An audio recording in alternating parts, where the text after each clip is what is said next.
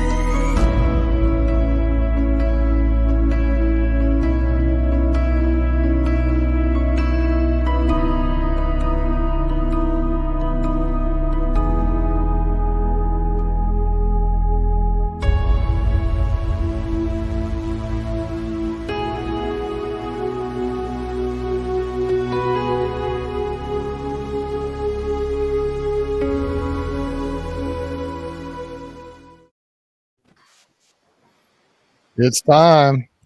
We're here.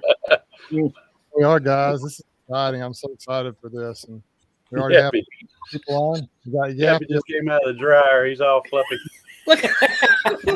Yappy sent in a substitute tonight. Yeah. Anyway, guys. What's up, guys? Good evening, all. Hi.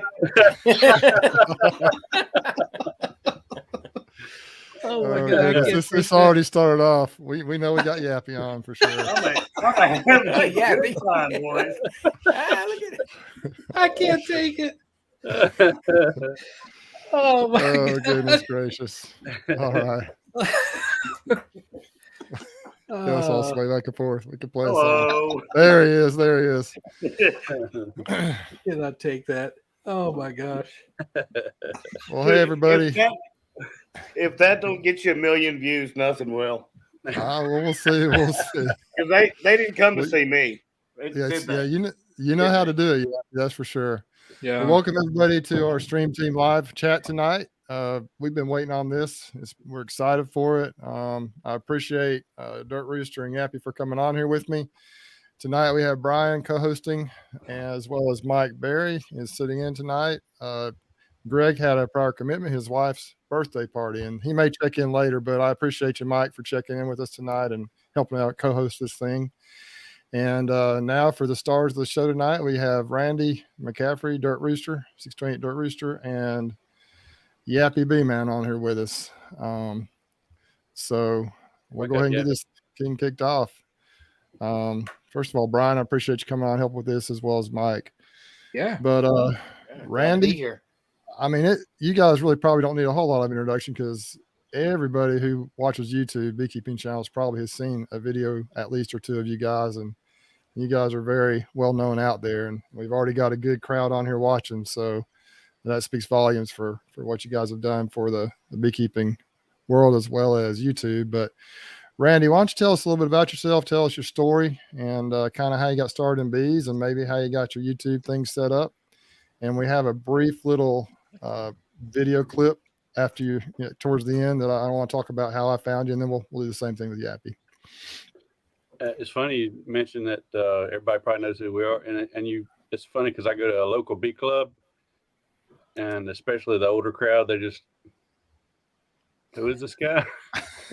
Why is he here? My brother got me into beekeeping. He was in beekeeping a year before he got me into it, and I had a contracting business, and he was doing a cutout. I think it was his first one, or it was his second one. He was doing a cutout in an old building, and he couldn't figure out how to get to him. And he called me about it and said, "I need your help on this cutout." And I said, "Well, you know, come get my tools, my trailer, whatever you need." He said, "No, I need your brain. I can't figure out how to get to these bees." And I said, "Well, can't help you there because I don't want nothing to do with no bees." And so he talked me into it. And me and my dad both went, and which is how both of us got into it. We both went, and I just found it so interesting. And then fast forward a few weeks, I'd heard about a hive in a hunting camp that we were members of, and they were going to tear this old house down that had a big hive behind the chimney. I said, "Hey, before y'all tear that down, let me get that hive out." And they said, "Okay, it's all yours." And man, they ate me up. I probably 60 or 70 stings by myself in the dark, not knowing what I'm doing. Come home in the middle of the night, and I'm just, I'm swole up. My neck's all swole up. My face is swole up. One of my eyes is just about shut. I'm getting cleaned up, getting a shower, and Elizabeth's looking at me, and she's like, "What are you going to do?" Thinking I'm going to say, "Take me to the emergency room or give me some Benadryl or something." And I said, "I think I'm going to do it again." And she says, "Are you crazy?" And I said, "Well, you married me, already." So that's how I got introduced into bees. Not necessarily beekeeping, but just removals. Removals was my thing. It was an adrenaline rush, and it was interesting, and everyone was different. And it was fun to try to figure out where they were and how to get to them. I didn't have a FLIR. I didn't have a scope. I didn't know any of that stuff. And I just had a really solid knowledge of construction. And so figuring out where the bees were, how they got in, where they went, how big the hive was, and how I'm going to get them out, how I'm going to get these bees in this box and get them home alive without getting killed. It was just fun to start with. And then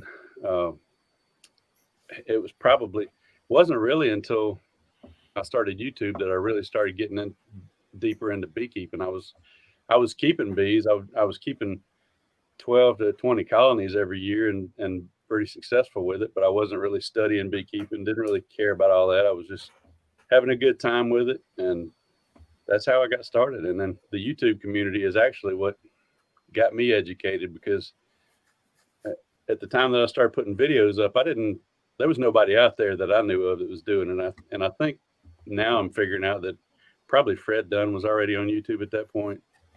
JP the Bee Man was. I had a few videos out, and my brother sent me a link to JP and said, "Hey, check this guy out. He's doing the same thing you're doing." And I was like, "Oh yeah, cool." So that's when I started trying to get with JP to do some stuff. But the people hitting me with questions, because there wasn't a lot of YouTubers out there doing bees, and so they would hit me with questions, because now I'm on YouTube. I'm the expert beekeeper on YouTube, and not wanting to be made a fool of or pride issues, whatever. I've got to figure out what they need to know and answer them. So I would go to my mentors, or a lot of it was Googleable. I would Google it and then get back with them. And I wouldn't take credit for the knowledge. I would just say, "This is what this is." Or, I wouldn't tell them I had to call my brother and Mr. Roy and Darren and everybody around, and this is how I found this out, but this is what it is. I would just give them the answer. And so me and them are figuring it out at the same time. I'm learning, they're learning. And, in the end, it made me a really, really solid beekeeper. And over the years, you get to where you've literally mentored thousands of people on here for general beekeeping.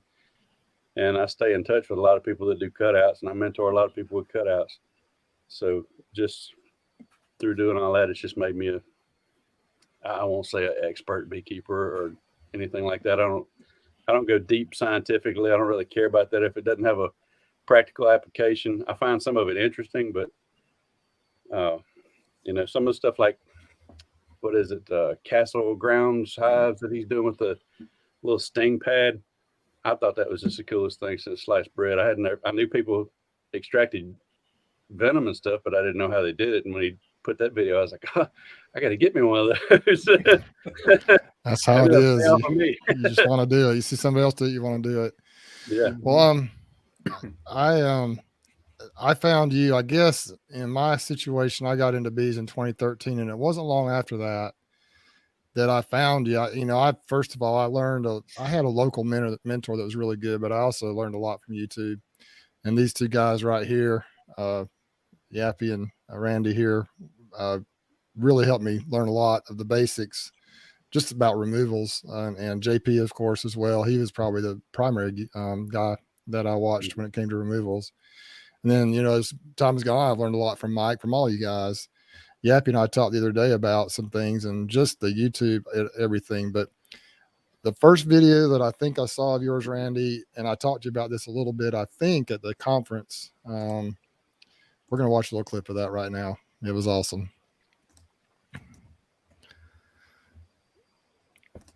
Oh, yeah. Mm-hmm. 18 boxes.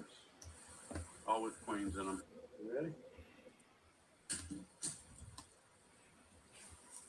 All right, here we go.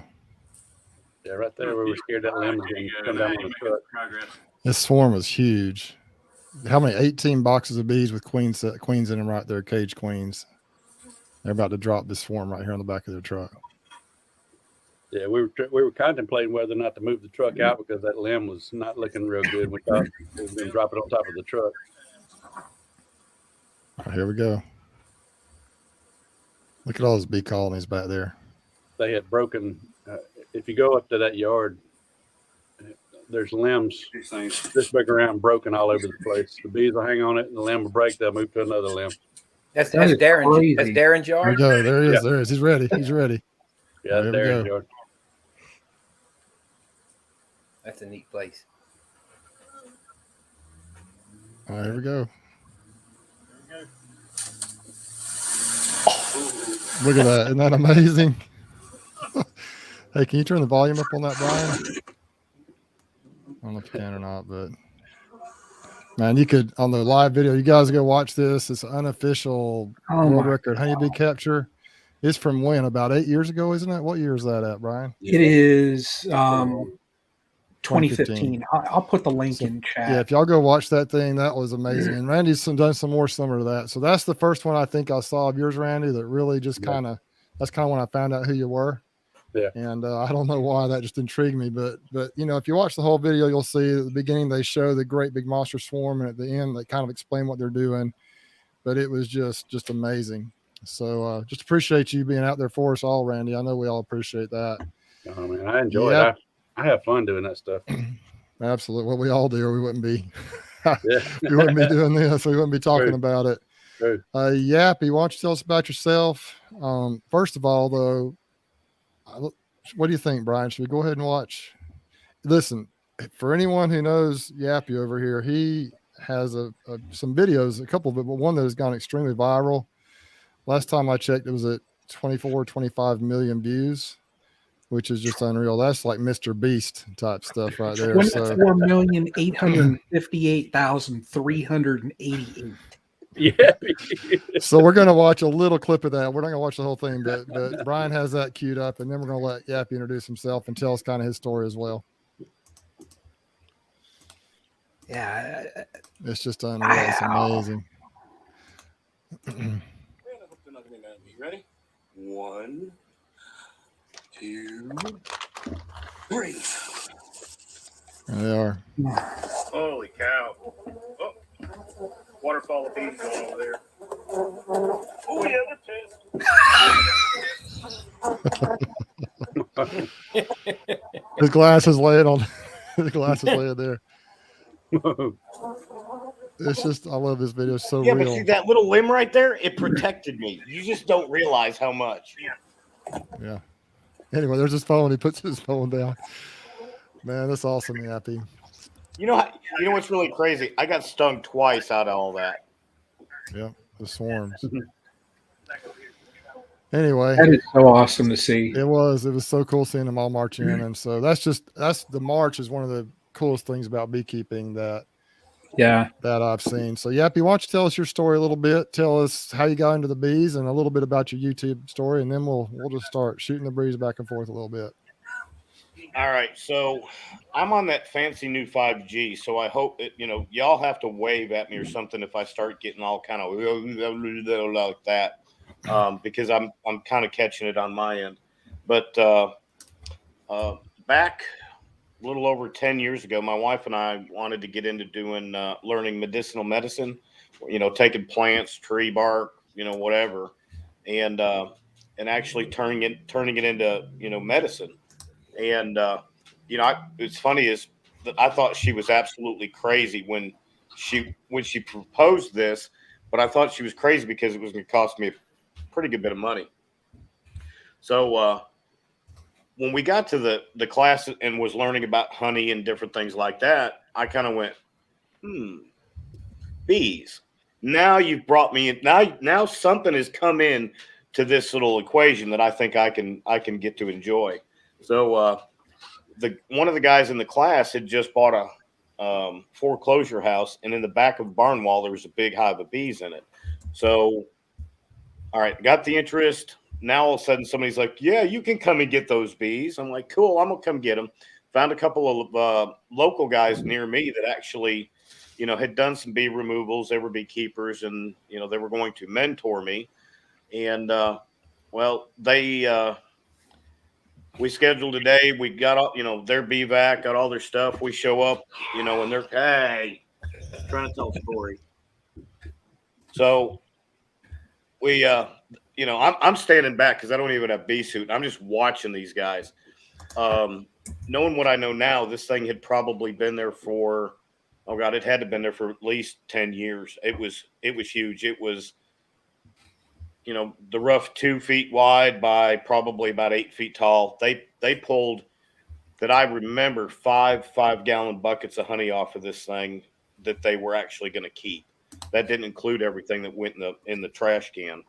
But they reframed me up some comb. They got 2 boxes of bees out of it, and like, here, these bees are going to overheat. We got to go. And come to find out, shoot, we left half of them inside the barn wall.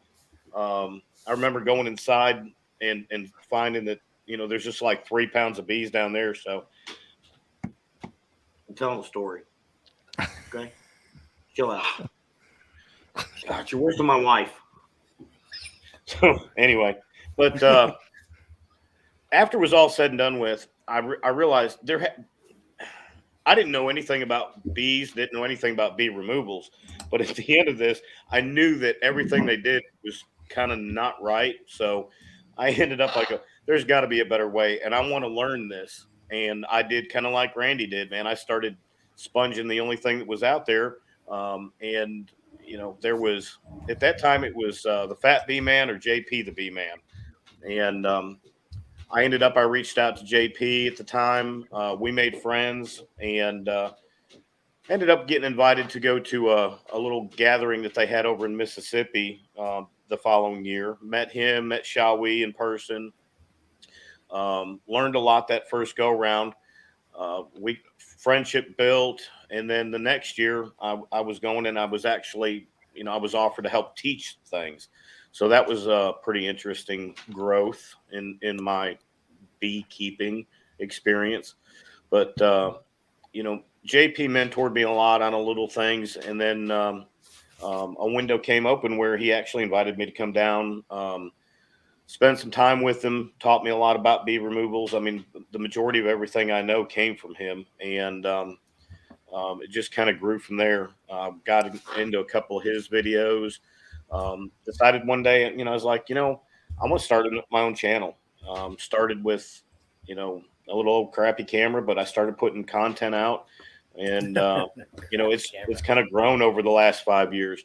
I can't say that I ever started with a Hero 3, but I'm going to say this: 3+. It's a 3+. The 3+ Plus. is I'm seeing there's some guy that's on YouTube that still uses one, And I'm looking at the quality of his videos with that 3 Plus compared to that 720 Panasonic that I had, and I have nothing bad to say about that. That man is killing it right now with a 3 Plus compared to what I had. So, what do you think? Pretty cool. Pretty cool. Yeah. So, it just things kind of went from there. Somewhere in the mix. Now, listen. I've told him this story, so y'all gonna have to forgive me. And Randy might not want to be my friend after this, but when I started sponging these videos, I came across Randy's channel. This was back when he was younger and newer into this chaos. And I ran across one of his videos, and I was watching him and his brother and his dad out in their bee yard. And I don't even remember the video, but I was sitting there watching it, and it was like 5 minutes into this thing. I'm going, this guy's a goofball. I just like, who is this guy?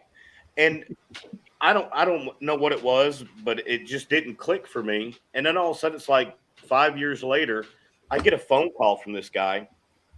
He says, "Hey man, this is Dirt Rooster." I'm like, "Hey, what's up?" He reached out to me, and I'm thinking, "Uh-oh, what did I do wrong? What have I done? I'm getting scolded by the YouTube community." And he reached out, and he's like, "Hey, just wondering if sometime you want to maybe do a collaboration video or something, have a little bit of fun." And I was like, "Yeah, anytime you want to." You're going to fall over quick. And we ended up, it was about a year into it. He ended up he was on a family trip up my way. And, we did our first collab video, but I'm telling you, it was like the build up to where when we finally shook hands, it was like we were already family, and things just kind of went from there. But he's probably been my biggest cheerleader in all this junk, because when I was getting real frustrated with my channel and things and the growth wasn't there and everything else, I'd get a phone call about 3 weeks in to not having a video out, and somebody going, "It's time to put out a video," and he kept me going. And now here I am, a year and a half later, and me and the bird are just having a ball. But my channel's been blessed. I've met too many blessed and so much with what I'm doing. So I'm really super excited about all this. There goes your 5G. Yeah, we're excited. Yeah. We're 5G. excited to have you guys on here too. So Mike, tell us how you know these guys. I know you've have you known both of them for a long time, or kind of tell your story with these guys? I haven't known either one of them very long. I haven't known Yappy, but since the conference, I've known Yappy through video. Just like everybody's talking about JP and Randy. I remember that video. I remember when you began showing up with JP Yappy, because my second year, I started at the same time you did, Bruce. I didn't realize that. But my second year, I had a cutout lined up, and I had no clue how to do it. So December, I'm scouring through JP's. I went into it trying to learn beekeeping. I had no clue about cutouts. I'm watching JP's videos. I'm like 12 of them, at work, really. But I shouldn't say that. But anyway, I was at work, and I'm watching them. And so that's how I learned to do my first cutout. Well, of course, I keep watching JP, and he was the guy. Well, then Randy pops in there. And so I watched Randy a lot, and I don't comment on videos. Like I don't make comments at all, hardly. I do now, but I didn't then. And I followed Yap when you went to those meetings up in Mississippi. You guys were videoing those. There was a few people. One of them kind of went off the rails. Now I don't know whatever happened to him, but I watched those guys. But Randy, I met through Jeff, really, and just through watching videos and then starting to comment a little bit. And then meeting him, we met at the, got to know each other a little bit more at the Louisiana Beekeeping Conference. But that's really the extent of me knowing him. And Yappy, of course, met him in person. That was the first time I met him, was at Hive Life. Well, here's one thing I'd like to say about all you guys. From my personal experience, is that you guys have been more than willing to help me out, and it's just awesome to me. I feel like my channel is pretty small, but you guys being willing to be on here, and that's one thing I think that Brian and I have. And Brian, chime in anytime you want. But one thing about this whole stream team thing that we kind of concocted about a couple of months ago just kind of happened, is that we found that just about everybody seems to want to help out.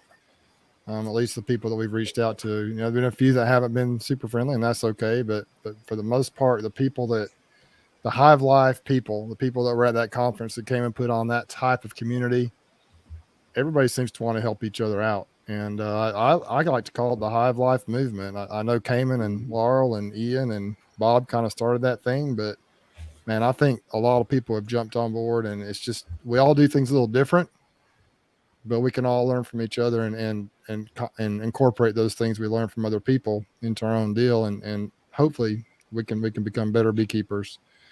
So I think Bruce, I think while you're saying that, you know what I think too is when you talk about how everybody's willing to help, I think it kind of comes with the territory a little bit when you begin to make vlogs and videos. And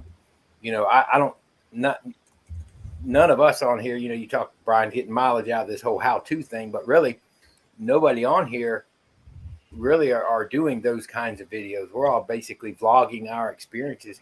Mhm. But I think people that are willing to go on YouTube and do that are people that are willing to share with each other, help each other, because that's what we're doing. Randy said it best a while back about how we're mentors to so many people out there, So I think it kind of comes natural, that's what I see with it. So, Yeah.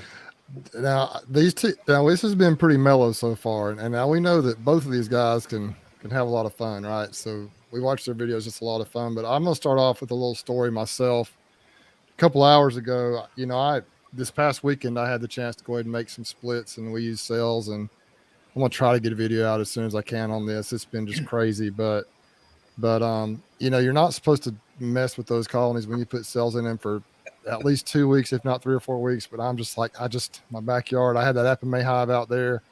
I took the queen out, put it off in a nuke, and then I put the little divider in that little 7-frame nuke, and there were 3 frames left in there, and I put a cell in each one of those. And I'm like, man, I just want to see how they're doing. So those were some calm bees. I checked it, saw the cells. One of the cells had emerged. I didn't go down into that one. It was fine. The other cell was a dud. So I'm like, holy cow, what am I going to do? So I went in there, pulled it out. That one of them had a cell that they were building. I just left it alone. They're going to be fine, I think. So, but that hive is calm. Didn't have a smoke. I have one of those old timey veils that you have a little ring in the front. You tie it around. But I had a hoodie on. I'm just out there. That's the only thing I was going to do is peek in that one. I knew they were gentle. No smoke. Just had that little veil on. Everything was fine. Worked out okay. Mm-hmm. So then, of course, I don't know if none of you guys probably do this, anybody out there watching this, but I'm out there. I'm like, well, that went pretty good. So I'll just check on the other ones. And so I started peeking through, went all the nukes first, all the splits I made. Not supposed to do that, but I did because I just couldn't help it. And it's going fine until I got to the 3 big colonies that I just pulled splits out, kind of walk away splits with cells, drop cells and everything. And those are some big old full double deeps. And I didn't have smoke. I didn't want to smell smoky. That was my excuse. Didn't want to smell like smoke. Man, I pulled those, pulled the lids off and got towards the last 2. And I'm like, I just got to check them quick. The bees are buzzing me, just buzzing me like crazy. And that hoodie, remember the hoodie's down in the back. And so I got this veil on. And so I didn't have the hood up over my head. It was behind me. So what did I do? I left openings in the back of that veil. All of a sudden I felt the bees climbing up over my face, and they stung me all around my scalp. But fortunately I have one right here on my ear that has been itching like crazy. But if they'd have got me on the face, I told Randy, I said, I hope I don't look like a potato tonight on the call, so I don't. So that's good. But that's what happened to me. So why don't y'all tell us some of your fun stories, some things that you guys have, some fun times you've had. It's time to open this thing up a little bit. We've made the introductions now, and I'd like to kind of go through some stories. I told you in the text I would love to be interviewed by a potato. yeah. I would say Mr. Potato Head, but is that okay anymore in the world we live in? Can you even say that anymore? But that's what I would look like. Because of course I don't have the mustache, but I would look like Mr. Potato Head. Mr. Potato Head, I thought identified as a sweet potato now. So you got to say Mr. Sweet Potato Head.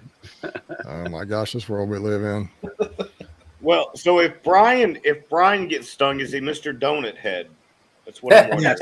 That's right. Yes. He might look like a donut. I don't know if it just. Yes. Mr. Donut I don't Head. get stung though because I have proper headgear on. And he uses smoke, and his bees aren't mean, so all those things working together. No, I did last year. I was messing with one of my horizontal hives actually. I was doing my washes, and as soon as I cracked, the covers, they come up at me, and the same thing happened to me. They got up under the veil because I was just wearing, my veil like I do, and I had one actually crawl in my nose, Ooh. and I pinched my nose just to kill it. And when I went up to my mom's house, then I said, "You got tweezers?" And she said, "For what?" I said, "I got to get this bee out of my nose." Oh no. And I got the strangest look, and I'm like, "Can you just get me some tweezers because I got a squished bee in my nose?" But yeah, they lit me up good. Yeah. Bruce, you said you wanted to hit Makes you wonder questions how kinda many early. people have actually like literally broke their nose or got a black eye from like literally swatting at a bee. My mother-in-law. Me. I've Yeah, bent there my you go. glasses. I bent my glasses all today. My glasses were like I came in, so you can imagine getting a hoodie off. You got that thing tied. Of course, I walked. I've learned not to run because if you run and you start swatting, they'll start stinging you. So I'm like walking up very calmly, very quickly and calmly up to my garage. Still have that thing tied around under my armpits and my hoodie on. I'm like, how am I going to get this thing off quickly? Because the bees were all up in the hoodie. So I'm like, I can't pull the veil off because then they'll fly onto my head and sting me. So I'm like, I got to figure out how to get the hoodie off. So I started and I quickly untied it, got everything, and I pulled it off. And, but my glasses were like up off the side of my head, just kind of crazy. I learned not to panic. If you panic, for those who may not know, if you panic and there are bees in your veil, you're 100% going to get stung. Sometimes if you just let them crawl around, I'll feel them crawling around my glasses and around my ear. If I just kind of let them do their thing, lots of times they won't sting you, at least not right then where you don't want, like right here on your eye. They might crawl off and sting you in your scalp, but so I've just learned not to panic. That really helps. But anyway, My it was mother-in-law. quite the adventure. I can't remember if she broke her nose or needed stitches, but my mother-in-law was trying to get in the back door, trying to escape from a wasp, and it was either broken nose or stitches. I can't remember which. 'Cause it's been a long time ago. But that's the only person I know that's ever had an injury like that trying to get away from bees. I whacked myself in the jaw so hard I thought I knocked my darn jaw out of whack, man. My ear was killing me. I would have took the sting. It would have been a lot better. Absolutely. There's a lot of times like that. Mike, what you learned in that situation right there was how not to react. That's right. Yeah. I don't have all that problem y'all have. You two have, because I know the other two they don't mind getting stung, but I don't have that problem because I actually suit up. My buddy at home back from where I'm from in Florida, he's the same way. He'll go out, and when they get mean, he puts his stuff on. Mm-hmm. I see Randy out there. When they start getting to him, he goes ahead and puts the veil on, like, I had to put it on. And it's like, yeah, they're gonna eat you up if you don't. After his face is swollen, he puts the veil on. That's never made sense to me. I got one today. So I know, Randy, I know you don't put it on because it's just hot. Man, we know it's hot down here, and of course I know it's hot where you're at, Yappy. But Yappy, did you ever when you started wear your veils, or you just never wore veils when you did cutouts? All right, so I very rarely will wear it, but right after I got my first box of bees, I got this really stupid idea. I had sponged so many of JP's videos that I watched where he would never wear a suit. And I finally said, if he can do it, I can do it. So I literally put the suit on my wife just in case she had to dial 911. But I went out to my hive and I said, I'm going to do this inspection and I'm going to do it with no suit on. And, I no clue what I was doing, but, raised the lid up, set it to the side, pulled out a frame, went through the whole thing, put it all back together. And all of a sudden it was like, I didn't realize, but I finally had took a breath. I don't think I breathed during the whole thing. I think I was like pins and needles the whole time. But that was the first time that I had ever done it, without a suit on. And the deal with not wearing a suit, in my opinion, it's not that I'm trying to be cool. I mean, it's hot. You can't see through the veil. I'm just obsessed with finding a queen. But I see a lot of people. Here's the thing: if everybody has to make that decision for themselves, because one bee sting can put you in a hospital. It's just point blank. One, until you know how you're going to react, I can't. I'll never hold it against anybody that wears a suit. But when you don't wear, I would say start out with not wearing gloves, because when you have a chance where you can get hurt, you'll treat those bees a lot gentler than when you've got those gloves on, and it doesn't slow you down or affect you. So, if you want to go that route and learn how to work them, do it like that. Second thing is if you want to learn how to catch queens, catch drones. Practice catching drones.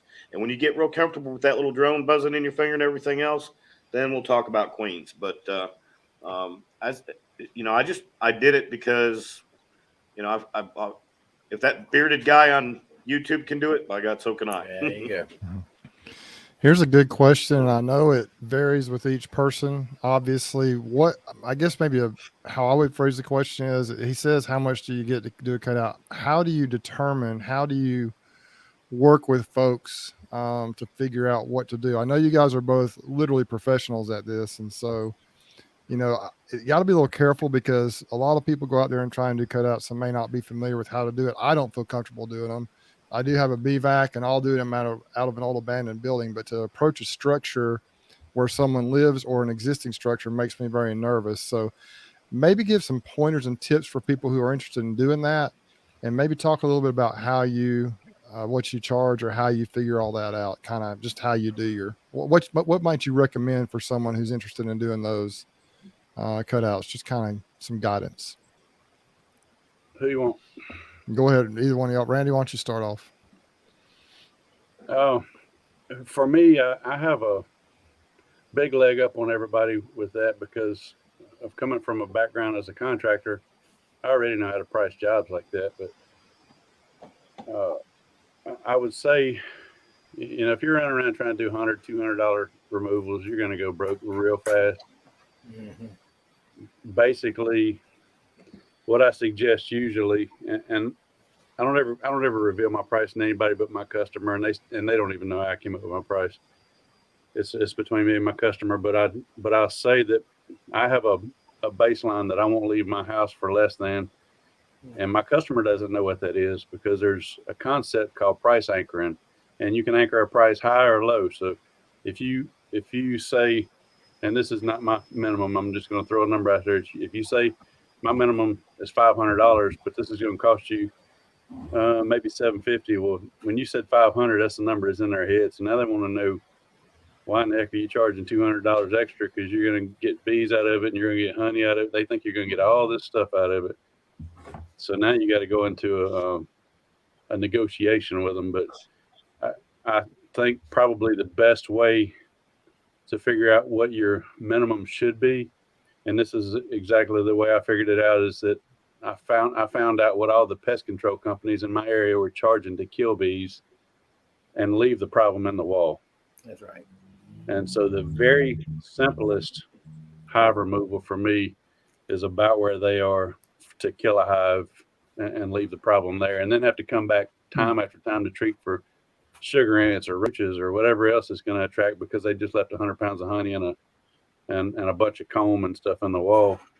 And you got a customer that now they've got honey running down through their walls, and it's ruining their sheetrock, and it's getting in their carpet.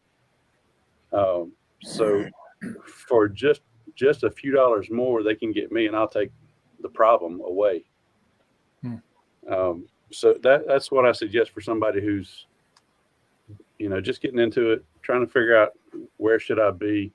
Contact some of the pest control companies around you, and don't just call one, because their prices vary greatly. Contact a few of them that you can find that'll do it. Figure out where you want to be, what you think's fair.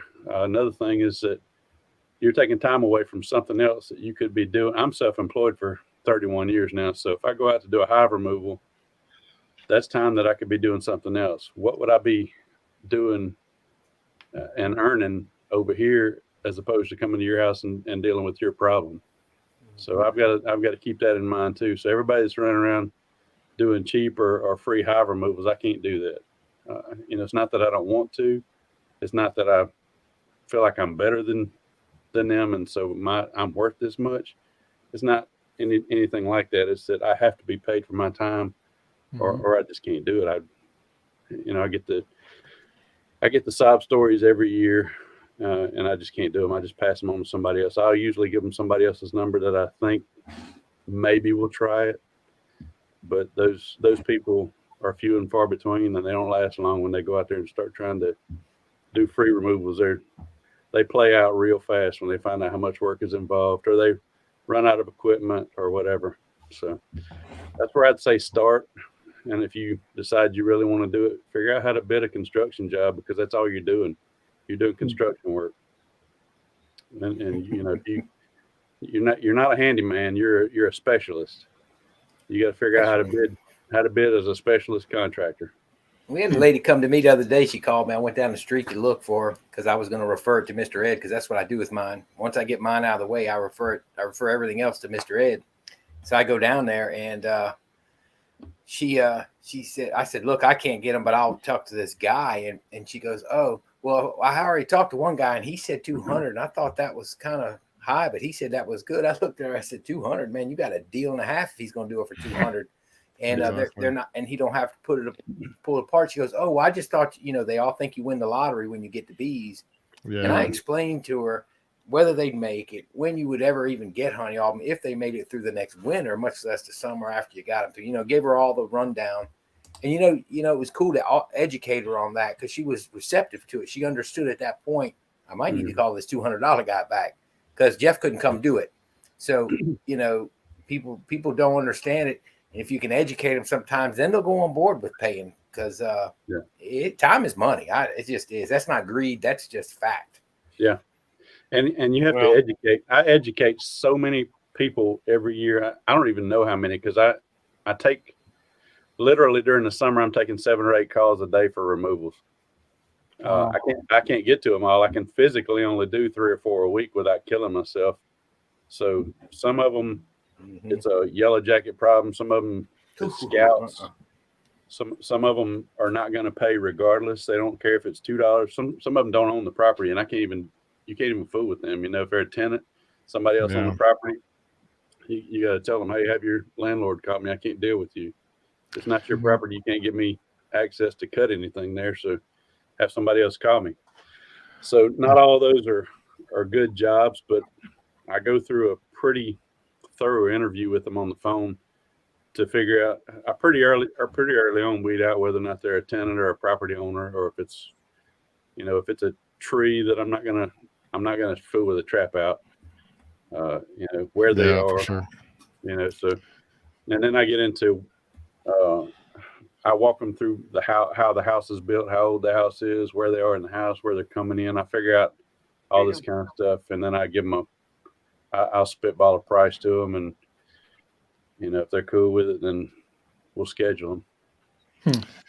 So there's a good question there. A couple of questions. First of all, and each of you can kind of answer this, and then maybe segue over to Yappy to give some guidance as to what he does. Do you automatically requeen cutouts or feral swarms, or do you give them a chance first before you requeen them? Is that something that you kind of is a case by case? Yeah, I don't requeen them unless I lose the queen during the job.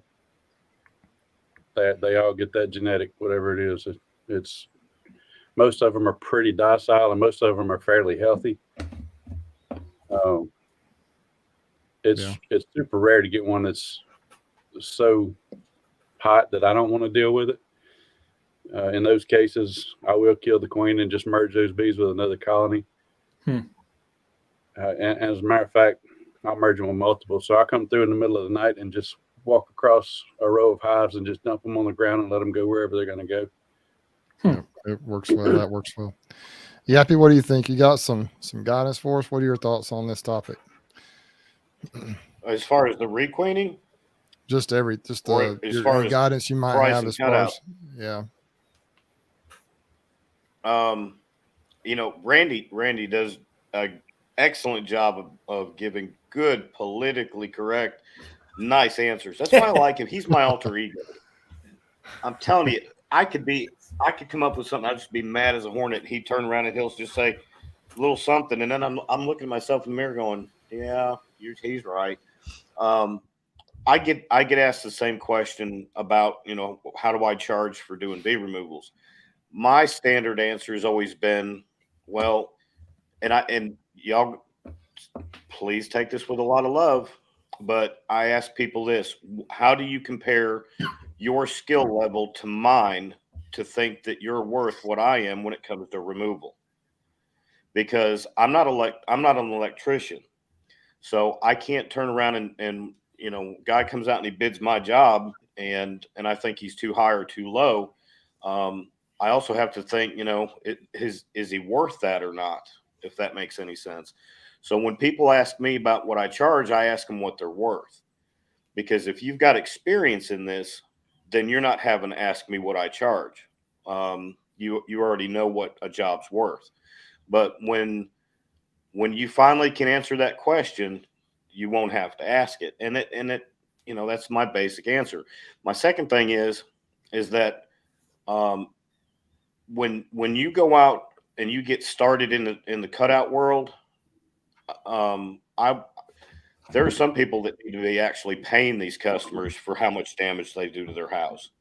My number one rule is you're going to a house to remove a problem. That's first and foremost. Second thing is that you're doing it to a point where you're going to respect that person's home as well as the bees, and you should come up with an idea of what it's worth for you to cover your expenses as you learn the skill or the trade of removing these bees properly. It should be, you know, you should be paid. You at least cover your expenses and a little bit of something to cover your hamburger. When you get to a point where you're really good at it and you're getting phone calls in the middle of it, but when you get really good at it, you'll never have to worry about whether you're making enough or not. But always respect your customer. Just because you pull up in front of $1 million house doesn't mean that you're worth $1,000 an hour. I know people that say I'm $100 an hour from the time I start my truck till the time I park it, and blah blah blah. But that's not doing your customers right. Randy touched on one thing that I agree with, and that's if an exterminator can come out and kill them for $250, but you can come and cut a hole in their wall that they've got to fix and pay for that, and it's going to cost them $750 for you to get the bees out. Well, you tell me, what direction are you going to go in? Mm-hmm. So you have to be fair to your customer with what your price is. That's all I ask. Do you guys, now Ian's question here, you know, when you open them up, do you close them as well? Do either of you guys ever get into that? Like when you're like, I mean, you know, Yappy, I saw your last one, you know, I mean, the structures were going to be torn down, but when you go into those locations, you know, like Randy, you had that apartment. Do you guys do you repair the walls and everything? Do you put everything back, you know, when you're done? For me, it all depends on what the customer wants. I will do all the work up to usually up to paint. I will include paint sometimes, but you know, I bid the job just like I'm doing a remodel or something. Okay. We just did one. Anthony Phillips, I don't know if he's in the comments here. I think I saw him in the comments. He and I just did one the other day, and McGee, Mississippi, and he helped me with the cutout, and then I did the build back, put the sheetrock back, finished it on the inside, and then the outside was a chimney that they had torn down the top of it to about a foot below the roof line, and that's where the bees were going up in that old, where the siding was missing. And they had already had two other beekeepers come in prior to me and take, I don't know what they got because they didn't cut into where I cut in, and I got the whole hive, but they got something out and then covered that over with sheet metal. And the guy was just ready to throw his hands up. He was ready to give up on the house. So he called me and said, "Hey, is there anything you can do for me?" I said, "I'm fixing to reclaim your property for you." And he's like, that's what I wanted to hear. So it was a 2-day job. I stayed up there in McGee, Mississippi overnight. Wow. And did the repairs the second day. Did siding repairs and sheetrock repairs, and left the paintwork for them to do. Wow. But This if is fun. if Go ahead, it's Randy. apartment complex, I'll usually, if I can save the sheetrock, I'll usually screw the sheetrock back in place. But they've always got a maintenance guy on standby, ready to do the finished work. So I don't even bed mud in any of that stuff. I just screw the sheetrock back up just to close the hole. Mm-hmm. And of course, every job we do is spotless when we leave. We mask off everything. We cover everything with painter's tarps and this and that to keep the dust down, to keep the bee crap, because when they get in, they crap on stuff just like on your car. They do the same thing on furniture. I never even thought about that. Yeah, so we do repairs during the height of the season. I try not to. I'll do them, but I don't want to because I got so many cutouts lined up. Mm-hmm. Sometimes I'll have a contractor that'll work with me and come in behind me and do repairs, but those are small jobs and nobody wants a small job. So it's hard to find somebody that'll stay with you for any length of time. What do you do, Yappy? Do you repair them, or what do you do? I don't do any repairs. I explain to my customer what my process is, what to expect, and but I tell them they'll have to have somebody come back in and do the repairs after I'm done. I'm there just to remove the problem itself. And you always got to be mindful of making sure you clean up after yourself as best as you can. Yeah, it's a mess. Wipe down walls, put tarps down to keep, but clean up your mess when you leave. If you're not going to do a repair, at least consider covering it with something. Don't just leave a big hole in grandma's ceiling or a wall. Find some kind of just a painter's cloth tarp or something. Staple a covering up over that so that way straggler bees don't come in and get into the house and cause them a problem. And, it looks professional. Keep it clean. I agree. I never thought about half of that stuff. That's why I don't do cutouts. Well, you think about it if you start doing them. Yeah. Now, You come on down south. Come on down south, Brian. Come on down It's- south. We'll take you on south. It's interesting. There's a pest control guy in here, Current Pest Control, that's commenting on here, and he talks about some of this stuff as well. So thanks for checking in. we have a colony that's right across the street in the neighbor's porch. And I went over and looked at it, and she had a bug guy come out because she didn't get close enough to look at him. And it's a coworker of my wife's. And he said, those are honeybees. I can't touch them. You need to get somebody that will come out here and remove them. So she told my wife at work, hey, your husband has bees, doesn't he? Yeah. So she said, can he come over and look? And she's got a brick, column in the porch, and I took a look at him and I just thought, this is not even going to probably be easy. I said, Dorothy, no. Yeah, I run from brick, buddy. I run. Well, Mike, whoa. Randy, road trip, dude. Challenge accepted, Brian. Yeah, Ohio. that would be. Come that would be on. awesome. No. But here's the thing. We're still not going to tell you how much it's going to cost, but we'll talk to the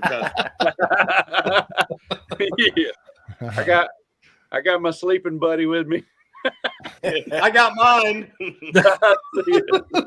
Come up. That'd be, oh God. Oh, good. I can't tell you how many times. Robert Freeman's asking me how often do I have to go behind somebody. It's not very often, but it happened today and it happened last week. So, and more times than not, if I have to go behind somebody, it's a pest control company that couldn't get the job done. They came in and tried to exterminate the bees. And it's funny enough, down here, Orkin seems to be the biggest offender. They'll go in and just damage property, destroy stuff. And it's not Orkin as an organization doing it. It's just untrained technicians out there trying to do something that they shouldn't be doing. And I mean, I've come across them cutting hole saw holes in soffit and trying to poison bees and leave the hive and the giant hole in the soffit and cans of wasp freeze, I think it was, laying all over the yard. And the homeowner said they were so funny. They were running and screaming, "Run for the truck!" And I bet they were Professionals. yeah. Yeah, goes we Yappy. got a sub in there. We do have some pest control companies around here that some of those guys are actual beekeepers. And I did a recent video with one who is I can't even remember the name of the company he works for, but he's a beekeeper and he helped with the removal. Oh yeah. Yeah, I've never done construction, so I've never. I mean, I do stuff around the house. I've drywalled. Yeah. I've done all that kind of stuff. I've done little electrical, but I would have no clue. And up here, we don't get many. Like I see down south, like Mike was already doing that one, and I'm like, Oh yeah. man, up here we get a lot of swarms when the swarm season hits, but we don't have a lot of structures like what you all do, with bees in them. I think it gets too cold up here. Maybe, I don't know. I don't know. The more heavily populated area you're in, the more you're going to find. And South Louisiana, for some reason, gets the most impressive feral colonies of anywhere around here. We get the ones that I pull. For every one I pull, Mr. Ed gets one double that size. And it eats me up. I can't stand it, and he won't let me come helping on him because I just want to come over there and get a picture with him, but he won't let me do it. You were supposed to be at that one we did that I did with him, and he told me even to show up late. He said, "Look, I wanted to be out there at 7:30," and he's like, "Yeah, well, we need to wait a little bit longer." I'm like, "Why?" He's like, "Somebody else might be coming." And I'm like, but he never did tell me where it was. That's the problem. Yeah. So then I put a GPS on him one time and he threw it away. Yeah, he shows up with Charlie. I'm like, "Where's the Dirt Rooster?" And he's like, "Yeah, he ain't coming." Oh goodness. Yeah, Too much man. fun. So I want to see that when you guys make that road trip. Go ahead, Appy. That'd be it. Have you heard about the new beekeeping TV show that's coming out? Now tell us about it. Yeah, this is a good time to plug Oh it. gosh, the only thing I heard was on the Louisiana page, somebody started badmouthing that guy really bad. So tell us, Yappy, what the story is with him. Yeah, I don't know the guy personally. Listen, this is a major disappointment for me and Randy. Okay, back last October, I got approached by a production company to do a TV show, and got to talking to the guy. We kind of put some thoughts together. I got a job down in Enterprise, Alabama. Called Randy up, wanted him to be in on it with me. That's right by my house. That's 30 minutes away. Is it? Mm-hmm. Dang. Just west of us. They were probably your bees then. Yeah, they don't fly quite that far. Actually, my buddy Boyd May is on here. I think they may have been his. Who knows? He lives in Enterprise. Well, I'll say any swarms that have been caught near Enterprise in the last 10 years probably came out of this hive. That's how long this thing's been there. They've had beekeepers galore come to look at this thing. Nobody could find them. A lady called me that got approached to find them and try to remove them. She calls and she says, we kind of know about where they're at, just can't figure out where. But anyway, but the TV thing come up and brought the production people down to that. And, we shot a bunch of video. We've been working real close with this guy, got everything done, got all the scissor reel stuff put together. And then all of a sudden, Sunday morning, I see this post in one of the Facebook groups about this TV show coming out. It's really sad because I have not heard one single positive thing about it. So this is going to be real interesting on how the beekeeping community actually accepts that. People that don't know bees are, who knows what they're going to say about it. But this will be a real good test for the beekeeping community, in my opinion. Is this You the know, same guy it's funny. I thought about that when I saw that post about, and it was a Texas guy said, I'm not going to go and waste it. Actually, it's not the place for it, but you know what I'm talking about. And I thought of you because you had told us about that TV thing going on, and I thought, I wonder if this somehow got ripped over. So then I watched a trailer of it. Now there's somebody I know down here. Y'all know Bruce Mitchell, Alligator Man. And the things they do on these shows sometimes, they're looking for, hey, Greg, they're looking for things for people to do certain things and act certain ways. And, you know, this guy, I think, is going to, I don't know what he's going to make the beekeeping community look like. It's kind of scary when I saw the trailer of what he's doing and how he's going to do it. So who knows? So is this the same group you were talking to, Yappy, or is it somebody different? It's different. No, this is a completely different production company. Discovery picked it up. I think it's supposed to be on this weekend. And you know, it's pretty bad when you got people in Texas that are saying the only reason I'm watching it is so I can explain to my customers what's reality versus what is a clown show. So it's that hive that we did for that sizzle reel. That was another one that we had to follow up behind. How many beekeepers they said had been in that place? 3 or 4. And there's been a handful of beekeepers. Yeah. They had cut the bedroom. Oh God. Yeah. They had cut the bedroom up. They'd cut all kinds of stuff looking for it. I think, what did we say? It took us, aside from filming and doing all the outside stuff, it probably took us 20 minutes to find this hive. Maybe. Yeah. Yeah. Once, you know, we knew where it was at, and we got up into the attic space and pretty much actually find it real time, it probably took us 20 minutes. And to actually see comb and these other, and people would just cut the house up looking for this hive and couldn't find it. So that's another one where we followed up behind somebody. But yeah, we had a good time. Yappy was. I've got so much. I got so much good footage. I wish I could share with y'all. Yappy standing up in the bushes, hollering crazy stuff, and oh man, it was just trying to make a TV show. Well, hey, look at who we got down here. I know. Greg joined us. Greg Burns. So hey guys, we've been trying to hold. He waited until we got 200 people watching, and then he decided to click on so he could make a big appearance. I had to check and make sure you guys didn't burn the place down. With all these rascals here, you just never can tell. Yeah, it's like I walked into a circus here. Look at Yappy with a parrot. Yeah, well, the parrot was like this is Rooster. I don't know who this guy is, but this is Rooster. Oh, he's talking back. Greg, I think you got. I mean, Brian, I think you got a troll over there in the comments. Oh yeah, I already got him. Okay. Oh my gosh. Crazy. I'm confused though, because when we started out, I thought that the guy that's next to me was Greg Burns this week. And then now we got another one over there. I'm really nobody can ever be Greg Burns. Oh, stop. You're probably way better at it. I'll just sit here and watch. You kidding? No. We're glad to have both, but we're glad you made it, Greg. So glad to have Mike in here as well. So yeah, to make sure I got to that birthday party. It's a big 40 for my wife there, and surprise party.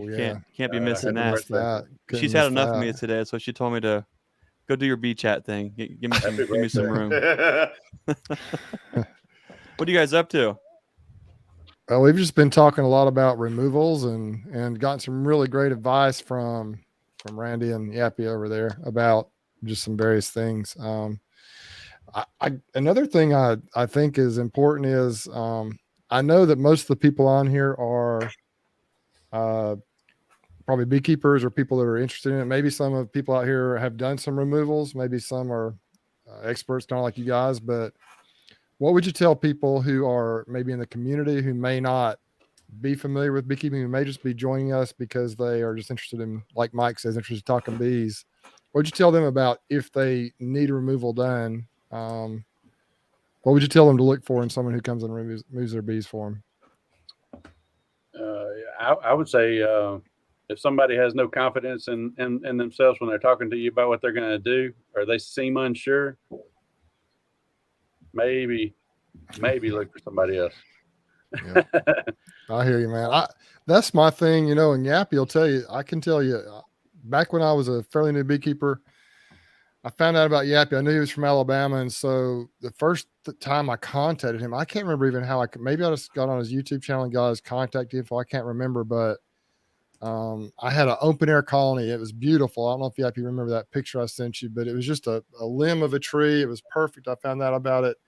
And he gave me all kinds of great guidance. We cut that thing out. He wanted to come down here and help me. It really was really close to Enterprise, Alabama. He could have made the trip, but yeah, that was a few years ago. It went well though. And so, I'm the new beekeeper. I think a lot of new beekeepers out there might be some on here who are so excited about doing it. And whether or not they, so many people are hungry to have bees. They're willing to, hey, I'll do it for free.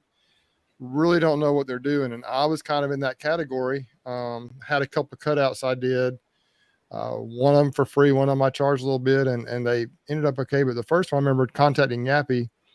It was an old siding, what do you call it, shiplap siding home. I mean, really old, probably built like in the 30s or 40s. It was just, it was a tinderbox. It was like one of those fat lighter houses, and some people at church had this hive in their house, and I went over, did the cutout, but I cut the boards in a way that and when I showed Yappy the picture, he's like, very nice. He said, maybe you should have done this. And it's because it's going to be difficult to repair. Where do you find that same siding? You can't, it's difficult. And so I just kind of cut some boards out, cut the hole, and got the bees. And I was all proud of myself. And he's like, you might want to consider doing this next time or that.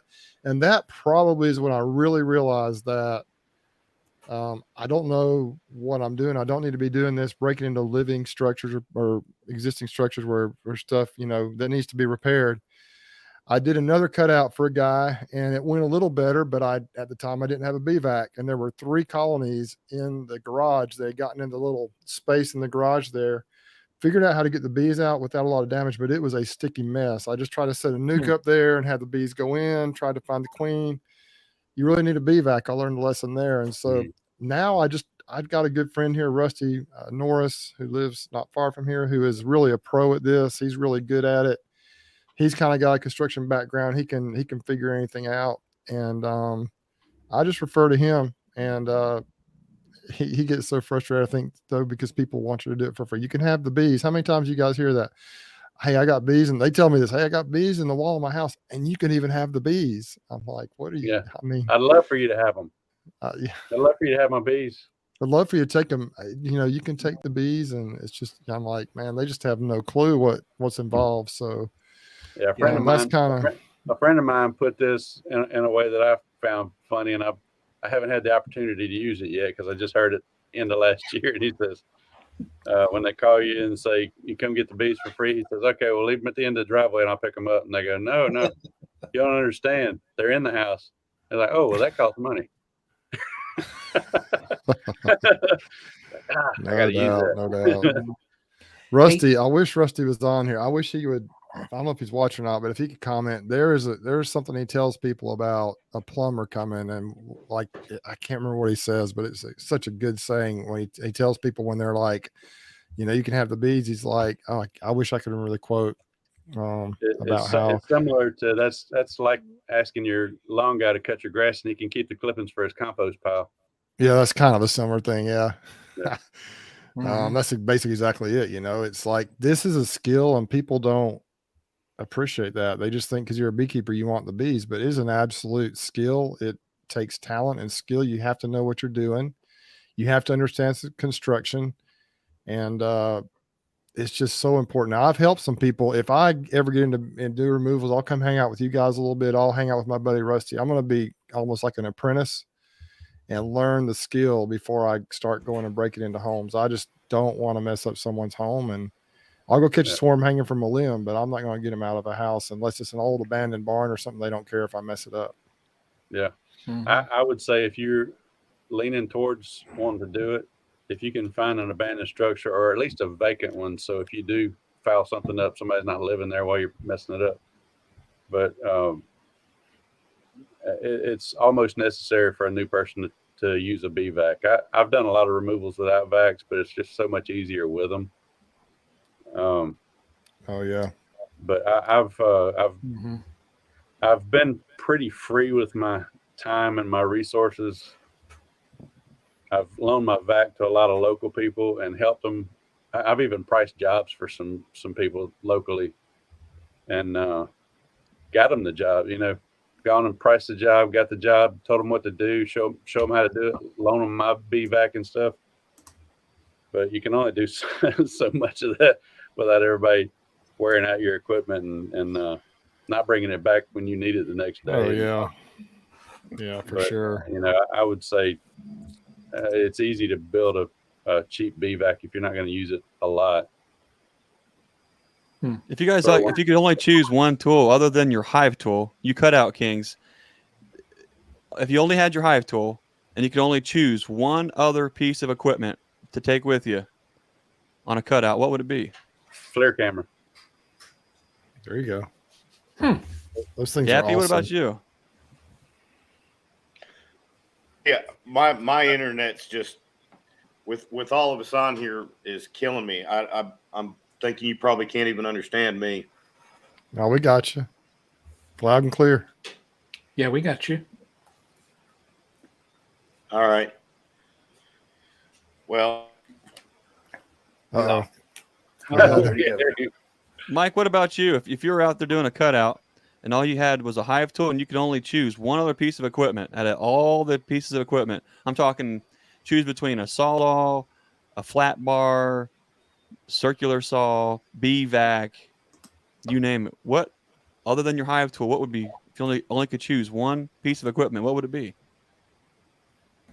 It'd probably be not a wrecking bar, but a saw.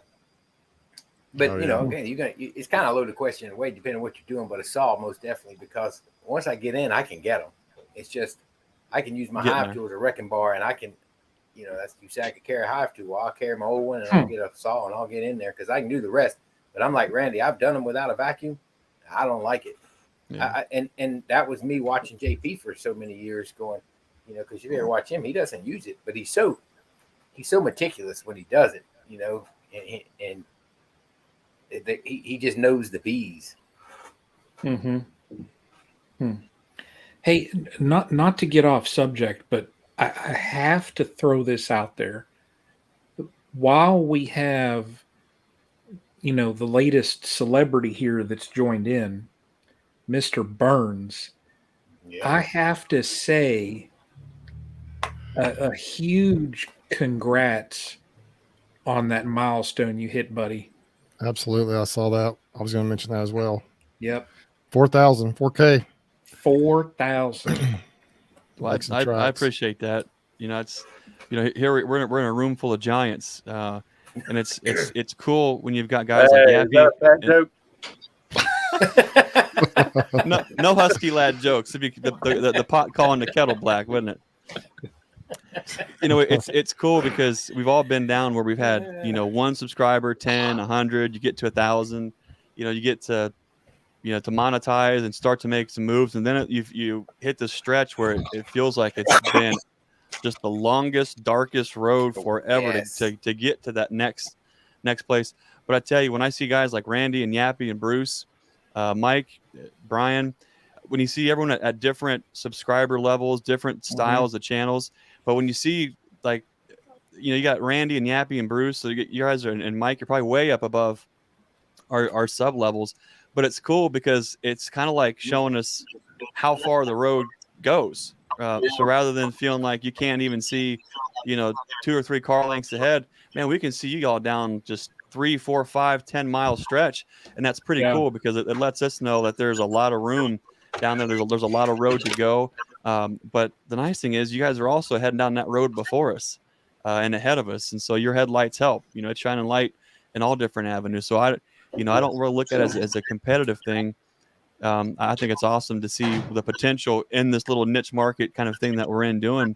And it's also cool because guys that do have 10 subscribers or 100 subscribers, we're all just a living, walking example. You just, keep digging in, you keep doing where your heart is pulling you to do. And, you might, the next thing you know, you'll be Yappy with, 15 million views on a one video kind of thing. And you just never know I mean, Yappy, when that happened to you, that had to have been like, are you kidding me? I mean, you're still probably trying to process that.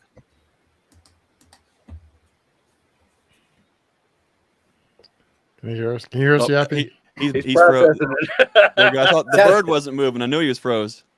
He's processing it. And now we can't hear him now. Can you hear us, Yappy? We can't hear you. That's all right. We can see you. We can see the bird. Randy, what about you? Was there a certain video you can? I know Yappy's told a story about the video he hit.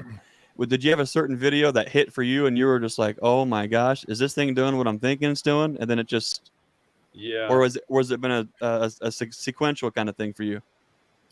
Every video I've ever had that's done really good was the worst video I've ever shot. I can put days into making a video that I'm like, this is my best work yet, and I put it out there and it dies. It dies on the vine, bad. Yep. But I don't even remember what video it was. And it's funny because Hunter Walters is texting me going, "Hey, there's something hanging out of your nose." I literally had a video where I did a cutout, and I'm laying on my back on this roof. I'm close to heat exhaustion. I'm trying to finish the video, and I got a nose goblin. I don't see it because I'm editing on a screen this big. I put it out there. It's got 40,000 views, and people are commenting on this thing. I'm like, But one of my worst ones. It was just a horrible video. It had 300,000 views, and I was contemplating taking it down, but it said 300,000 views. What do? You just let it ride. You just deal with it. Whatever. I got thick skin, so whatever. And I just hang under like a booger and a mustache, I guess. Huh? That's it. Yeah. So, I mean, if you think you're gonna figure out the video stuff and you know how to make a viral video, you are fooling yourself, because that's right. The absolute worst ones, the ones that you're embarrassed about, are the ones that are really gonna go. Except for in Yappy's case, his is pretty good. Except for it's shaky. Yeah, I think my first one that really went that I didn't want to go was one about open feeding. If you're not a beekeeper and you want to play with bees, I would show people how to set up a feeder in your yard to attract them to your yard, just so you could watch them, just so you could set up a feeder and watch bees. That's a good idea. Stuttering and stammering, and it was just a horrible video, and it had 300,000 views, and I was like, oh gosh, this is horrible.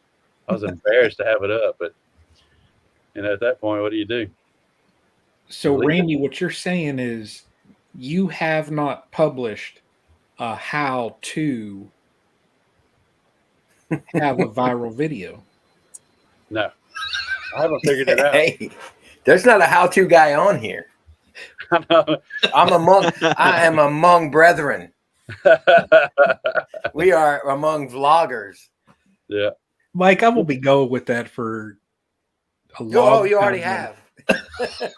You're running. Oh, man. Just a little update with Yappy. I found out his mic decided to update while we're doing this. So he's working on that right now. So he'll be back. He can hear us. Right, Yappy? He's fancy. But he's working on getting that fixed. So man. Anyway, but this is really cool. Yeah, that's the way it is with me. Like, I think my best videos, and I don't have any like you guys, but my best videos sometimes are the ones that are not my favorites. Yeah. The ones I work really hard on, the ones I put a lot of effort into, the ones I do a lot of editing on, and I'm trying to get better with all that kind of stuff. But if I just hold up my phone and say, oh my gosh, the bees are strong, they're wild, and I don't have my mic or anything fancy on there, if I just do that, sometimes those will get a lot of views. And the one that I did put some work into it, the abandoned bees video I did about a year ago, almost exactly a year ago now, is my most popular video. And it's not, I don't think it's my best as far as the quality of the video or I did some editing on it. But it is a really good video, I think, but it's not, I think I've done some since that are maybe better edited, maybe fancier, maybe, higher quality camera, everything. But that joker just keeps catching waves. I don't know. It's kind of crazy how that works. Something about abandoned bees, because that's the one that launched mine, and it didn't go that far. But in Brian Carlton, it was funny because he said, man, you won a YouTube lottery or something. I'm like, no, But that abandoned bee video, Yeah. for whatever reason, it was just me shooting a video. By that time, it was just everything was mundane. I was explaining this, explaining that, throwing it together, bees everywhere, put it out there, and boom. The first few days, 30,000 views. And that's what launched it right there. And it's just those videos, it's how YouTube algorithm finds it, puts it, and pushes it, and who likes it, and all that good stuff, I guess. Yeah, my most popular video is it's not even an impressive hive. And I didn't think the video would do very well. So I did a lot of talking on it, kind of connection with my friends and family and all. I did a lot more talking than I would have on any other video because I really didn't think it would do anything. And here it is at 3 or 4 million views now. And I get a lot of comments on it about you talk too much. And I'm like, well, what was one of those guys' names that told you that? Because I got a guy, he continues on mine. He keeps telling me I talk too much. And he told me I need to go watch the Dirt Rooster and Mr. Ed because all I have is problems. And if I would watch those two, because they never have problems and I talk too much. I mentioned him on a video and he come back at me and he said, you talk too much. And I said, I know how Mr. Ed keeps bees. And then he popped on one of my videos just the other day, this latest video I put out, and he goes, you talk too much again. And I'm like, look, man, I am who I am. And he actually came back. I said, thanks for watching, man. And he actually came back and said, Mike, I'm just having to get used to you, man. That's all. But, that's probably why you don't have as many subs. I'm like, it's all good, man. Whatever. Years ago, I did what I call the Mean Bees video. I was trying to figure this YouTube thing out a little bit. That was my first one I ever watched of you, Mean Bees video. And I did so many things wrong in that video, and a lot of people let me know about it, but it got a lot of views. That kind of put me over. That got me monetized and everything. But I had one person I remember, I think it was on that video, that said, you're too rough with your bees. You're shaking the bees. You're bumping. You're too rough with them. You need to watch Dirt Rooster and Devin Ron, because if you want to learn how to do bees, watch those two guys. And so I watched the Devin Ron video. I didn't know who he was. He's a Canadian guy up there. I don't know if Ian knows who he is or not. He's up in Canada. He hasn't put out a video in a while. I hope he's okay. But no, he stopped. He said he was going to stop his channel. The first video I watched of his, he was doing a split. And he shook a bunch of bees into a box. You're shaking your bees. What are you doing? The first video I watched. And we just saw the video from it. Sound like people were it's so funny. Wow. Yappy, I think we got you. Can do us a test. Say something. I think we got you. Man, I tell you what, I'm here for you, people. I'm here for you. Man, I'll tell you what. Huh? Out there in the dark for us. Yappy. Yo. The world wants to know if you can only choose one piece of equipment other than your hive tool on a cutout. Only one piece of equipment other than your hive tool. What would it be? Oh wow. Hammer. A hammer, because I'm telling you, I can get into anything if I got a hammer. Nice. All right, but I don't need a bee vac because I can literally. It don't mean when you lock yourself out of your truck. Oh, crap. But no, seriously, a hammer. I mean, I can get into anything with a hammer, and you gave me a hive tool, so between those two, I can get into anything. Just access. You need access. Yeah, but I mean, once hive tool, I can pull my comb down. All right, I can put a little bit of a cut to it and then break it off, frame it up. But I mean, I could do a bee removal with no bee vac and no smoker. I'm telling you, there's a lot to be said when you treat a colony like the ladies that they are. They're going to let you get a lot farther than if you're a little bit too handsy with them. You got to read them. You got to be nice to them. But I'm telling you, yeah, hammer. I would take a hammer. Hey, Greg, you didn't have to send me that super chat, but I do appreciate it. Thanks, man. High five. Thanks for hosting. It takes a lot of folks, may not know how much effort and time it takes to put one of these things together and host and pay for the StreamYards and all that kind of stuff. So happy to help out. Yeah, that alone is worth it, but it does cost a little bit more. I just appreciate anybody. Super chats aren't able, so if anybody's able, we'd appreciate it. We do have a question. I know we've talked a lot about cutouts from Jaden Lee right here. I'm sorry, I kind of just clicked the other one off there, Brian. No, it's okay.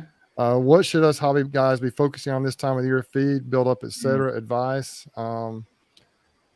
I personally, I think that's a great question for a local bee club, local people, because down here in the South, we're just right now, I did splits. We're just growing like crazy. Whereas up North, I think you guys are still feeding maybe some fondant, still trying to feed, get them through winter because you guys are still cold. Yep. So it really depends on where you're located. And you need to ask local people or watch videos from, there you go, Guardian Bee Apparel.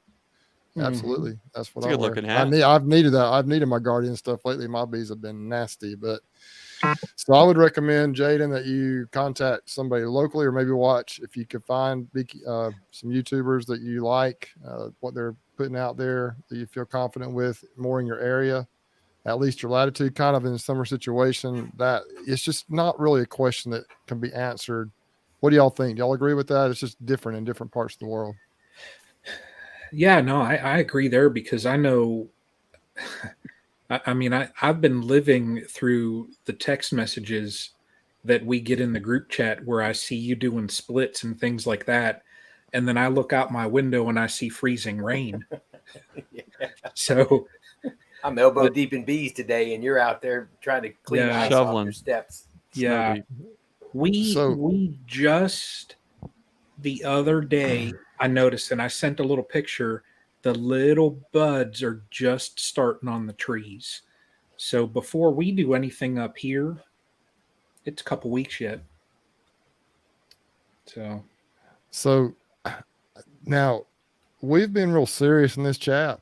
It's been fun, but we've talked about some serious stuff. But why don't y'all tell some, give us a couple of good stories, fun stories of stuff y'all have done together. I know you're pretty good friends. I know that you talk quite often, and just kind of what are some things you already mentioned a little bit about the filming you did over here, just a few miles west of me here in Enterprise. But what are some things y'all have done, some experiences you've had? I know that's a very broad question because you guys are always out there doing stuff, but together, what are some things you guys have done?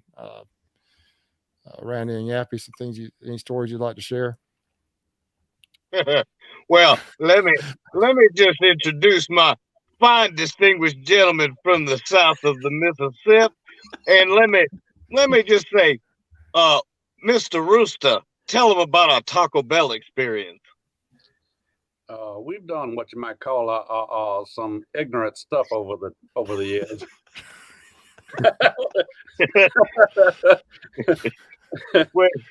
Well, I don't know how many people are watching this, because I'm telling you, I feel comfortable speaking in front of y'all, but it's all those peeping toms we got down in that chat room that are kind of making me feel uncomfortable. Oh my. Just lay it out there, good sir. Well, so let's see now. We make fun of each other quite often, but it's kind of in a private setting. Oh shoot, I'll tell you. One of the best things I love about with Randy, with a couple other Horchoff, with JP, is it's crazy because we'll call each other. Yeah, if y'all have noticed over the last couple of years, if you followed Randy's channel and Horchoff's channel, they've had this little game going back and forth with each other about the swarm catching. It's a contest. Who's going to win this year with the most swarm catching? And it's amazing how they it's always like within one or two of each other. I almost think it's rigged, but I'm just saying. But the camaraderie between us, but when we call each other up behind the scenes going, I've done my removal and I found my queen. How are you doing? Oh, I found my queen 20 minutes ago. This kind of crazy banter with us, it literally goes on behind the scenes. And, it's amazing how a bug that I got interested in 10 years ago has now got me sitting here with 6 or 5 other people. And we're all talking about that same stinking little bug, but yet, when we get off this live chat, we all will still talk with each other like we're family. this is probably the one most incredible thing for me in all this. But you know, I thought Randy and I were going to be famous, you know, with a TV show, and well, shoot, you know, that guy with Texas screwed that up. So now I don't even know how I'm going to be famous now. Like Greg says, it's something about those bugs in a box. You know, yeah, Yappy almost stabbed me one time on a hive removal. Only once? Yeah. Almost stabbed you. He snuck up on me. He almost cut my fingers off. He's 6'5", 300 pounds, and he snuck up on me. I'm telling you. Well, I have my earphones in, I think. But yeah, we were doing. I sneaked like a dump truck. I don't think I was sneaking anywhere. Yep. No, I got it on video too. I'm telling you. But no, I went to flick my knife where I just cut a piece of comb, and he, I think, was reaching up or doing something right about the same time, and I popped him in the hand. I thought I cut his arm off. Yeah, I did. I thought I cut his arm off. But I mean, and that's true friendship, when you can almost cut somebody's arm off and they still like you. But yeah, so we've both done a lot of crazy stuff. Not necessarily together. We haven't done enough removals together to run into some of the nuts that we run into. But man, some of the houses that I've gone in, you really don't want to be in them by yourself with that particular homeowner. What's the weirdest stuff you guys have found underneath the house when you're digging for cutting them bees out? Not underneath the house, but in houses. I've been in two different houses that I'll leave it to your imagination, but they were deep into debauchery, and it wasn't it was just one of those things, you want to get the job done, get out of there. I don't want to be there any longer than I have to. And I hired extra help to come with me. Yeah, there's some nuts out there, but I've had some that are, man, they're intoxicated when I get there, and they are just funny. They're all up in it, aren't they? They want to be all up in it, don't they? They're all up in it. They're peeing in your work area. They're doing all kinds of stuff. You're like, what? Come on, dude. we speaking of that, Mike, I was down in your neck of the woods. We were doing that hurricane relief back in the fall after Hurricane Ida. We went to a house there. It was actually in Hammond, I think, over there, and these guys were there, and they had been tipping some, you know. And this one guy, he told me how he cleaned that whole piece of land, little skinny guy with the chainsaw, how he knew all about cutting wood up with a chainsaw, and he was just tipsy. And he just kept trying to grab my chainsaw. He wanted to cut the tree. Oh my gosh. I'm like, I actually let him one time, and he's like, kind of crank it for me. And so I did. And I was just like, oh, please don't let him cut a leg off or something. But he was out there I'm like, oh my gosh, it was very interesting. But yeah, people do some crazy stuff when they're impaired, don't they? They do. And I try to get them in the videos. I try to get anybody in the videos. When I go to somebody's house and I'm working on a house, I try to involve them, because you never know what kind of reaction you're going to get, especially the more scared they are, the better it is. And I try to get them in there, try to get them to touch the bees or get close to get a selfie with it or whatever. And some of those are pretty funny. Yappy used some footage from one of my videos for one of his sizzle reels. And I don't know if you could pull that up, Yappy, but it's a lady that I was trying to get her to hold a queen or something. I forget what it was, but she ends up running off with her hands in the air screaming. I saw that. Yeah, they're funny. Yeah, I'll try to involve anybody, and I just want a reaction out of them. I don't care. I don't really care that they're there. I just want to try to get a reaction for the video, because I just think it's funny. It's a good thing I don't do that, because if I saw people that were, drinking, I'd be like, go ahead, grab them. Yeah. It's amazing in the comments on some of my videos. Everybody's got their own basic flair or storyline. What's the word I'm looking for, Randy? But their basic program in how they make their videos. Randy's got a beautiful vlog style, and his audience is almost like part of his family, where in mine, I'm kind of like the shock factor. That's the direction my channel's at right now, with people that are coming in that have never been involved in beekeeping. And when you put a video out that, X amount of millions of people have seen, I'm telling you, there's 99.9% of them are not beekeepers. So it freaks them out whenever they see you do some of this stuff. And when I start looking at the comments and how people get so freaked out on, that they literally are putting in the comment, I mean, I'm having an asthma attack because you touched the bees without a glove on. Where's your suit? All kind of different things. And it makes me realize that bees have gotten such bad press. They're all Africanized. I mean, if there's a bee, it's Africanized and it wants to kill me. And that our schools have failed us, our children.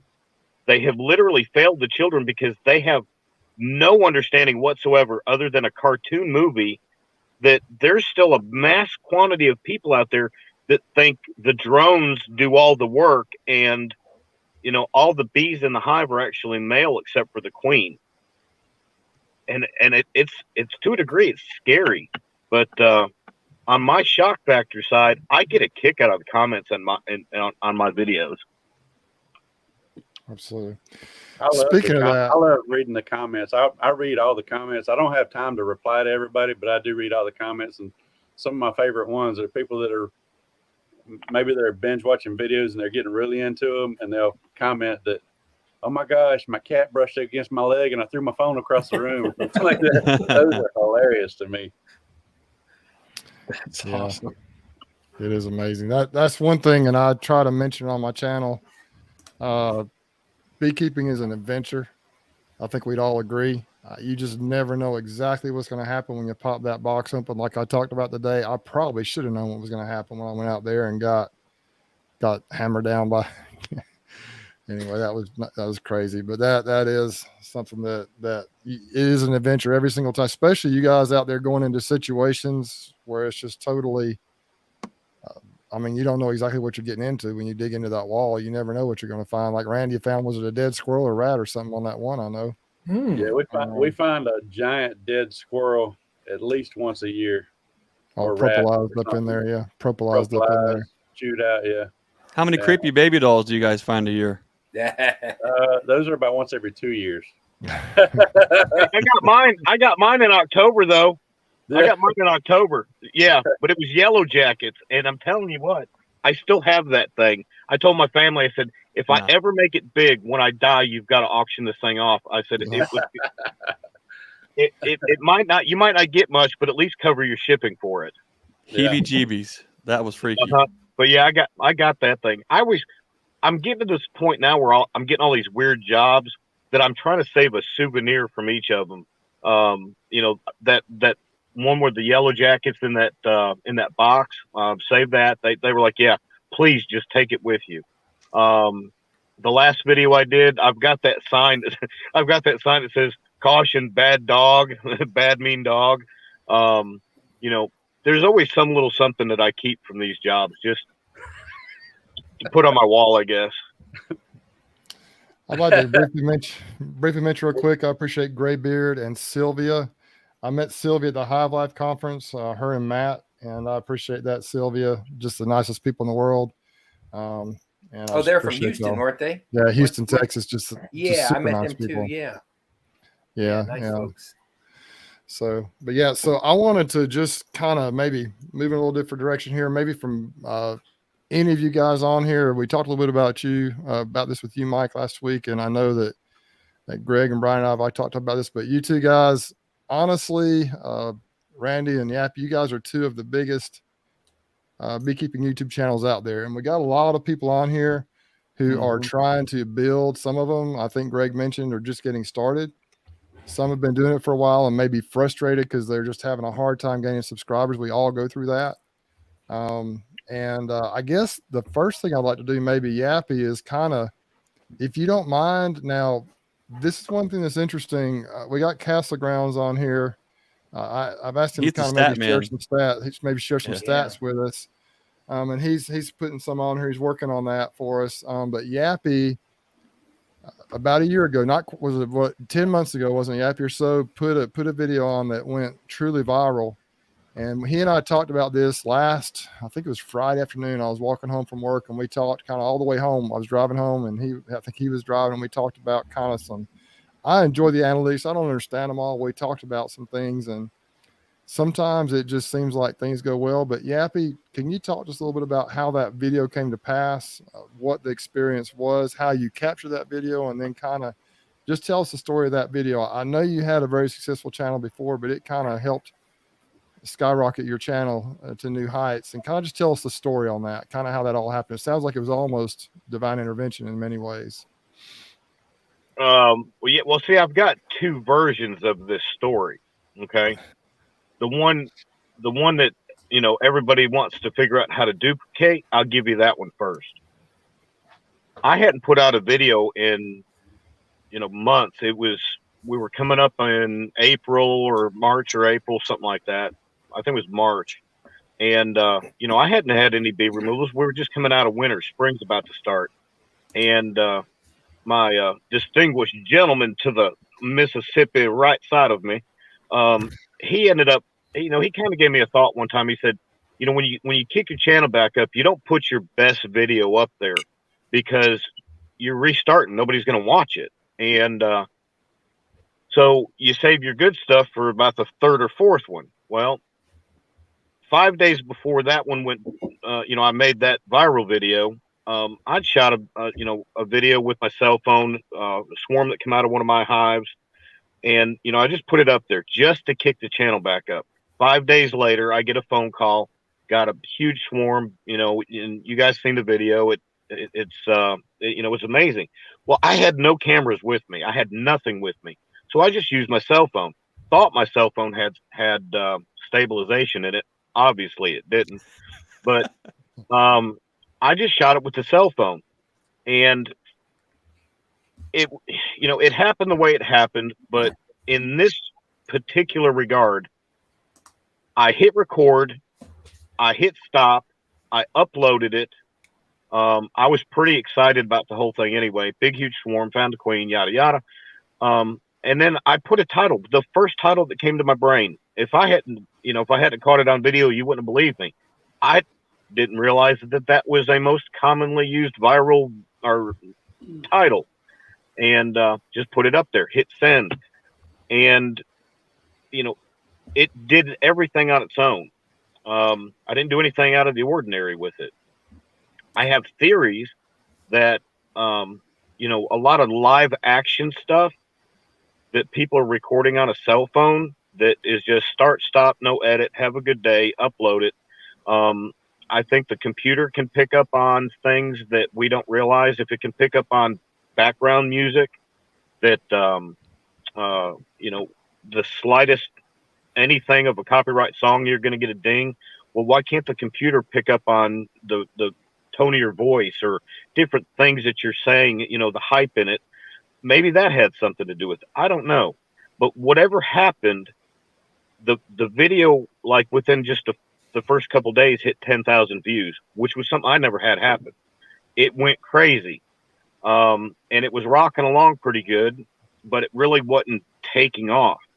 Now, what can I tell you to do to repeat that or whatever? I don't know. I mean, if anybody knew what the algorithm and how to manipulate it was, they would be doing it all the time. YouTube's pretty good about keeping that from happening. So sorry to tell you, that's story number one. I can't help you. Story number two. That video, admittedly, is my worst video I have ever put out. Shaky camera, the content, the storyline that, don't count. But we as YouTubers, we try to create this beautiful, well edited, put a little music to it, keep the audio right, create a storyline, something that would interest you as a viewer to hopefully come back again later to see my next one. And, that was my absolute worst video. But I believe what I believe. I don't ask you to, believe what I believe, but this is what I believe, and I am proud of what I believe, and, take it or leave it. things were kind of just rolling with that. And in the personal side, I'd been under a lot of pressure through work, through home, just, making ends meet, everything, just normal life for all the rest of us. And we had went to church on Easter, and my wife, just with the purest heart that anybody could ever have, she just, under her breath, she just prayed a simple prayer that God bless me more than I can stand. And I'm telling you, coming from my wife, who most of the time wants to wring my neck, that's saying something. But she wanted something good for me, and that good thing happened. And when it happened, there was no doubt in our mind. I'm not saying in your mind, I'm saying in our mind, that there was what we believed to be the hand of God turned around and took that video and ran with it. And we watched it happen based on what we believe. And, I sit there and I look back at it, and there's little things about it that even just continuously remind me that there's no way I could have done this on my own. I had 7,500 subscribers. The day that video really got put up, 7,500 subscribers, and averaged, 7, 8, 10,000 views a video. A month later, I'm hitting my first million. Wow. The next day, I hit my second million. The third day, this is a month. So I hit my first million. 24 hours later, hit 2. It ended 11 days later when I hit my 11 million plus views. And Crazy. to know that my worst video became my best video is when I say what I believe, is what I believe. And I'm thankful for it. Now, that video rolled, when it hit 11, it rolled on for a little bit, and, slowly hit 12.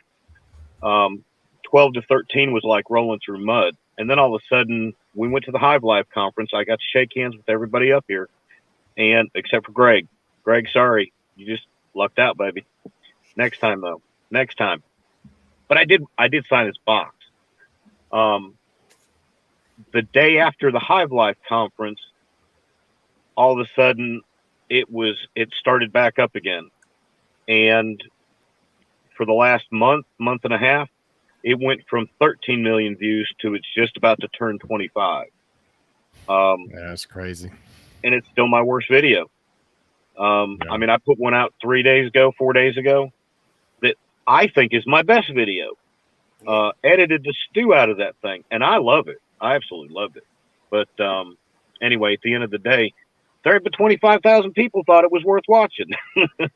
So, yeah, in that moment when you were, I remember you telling me the story. You went to get grab your device to take the video. If we were saying, God was ringing the Yappy line, what would have happened if you didn't pick up the call? What would have happened if you would have said, "No, I'm not going to take video today. I'm just gonna go inside. I'm just gonna go cut the grass. I'm just gonna go do this. I'm just gonna go do that." Have you ever thought about, what would have happened when that phone rang if I didn't pick it up? Because there's a lot of folks out there where if you're not in tune and to that tugging in the heart and follow through with it, you might be losing out on a huge opportunity. Yeah. It very much could have been. It very easily could have been. But in what I believe, if it hadn't have been that blessing, it could have been something else.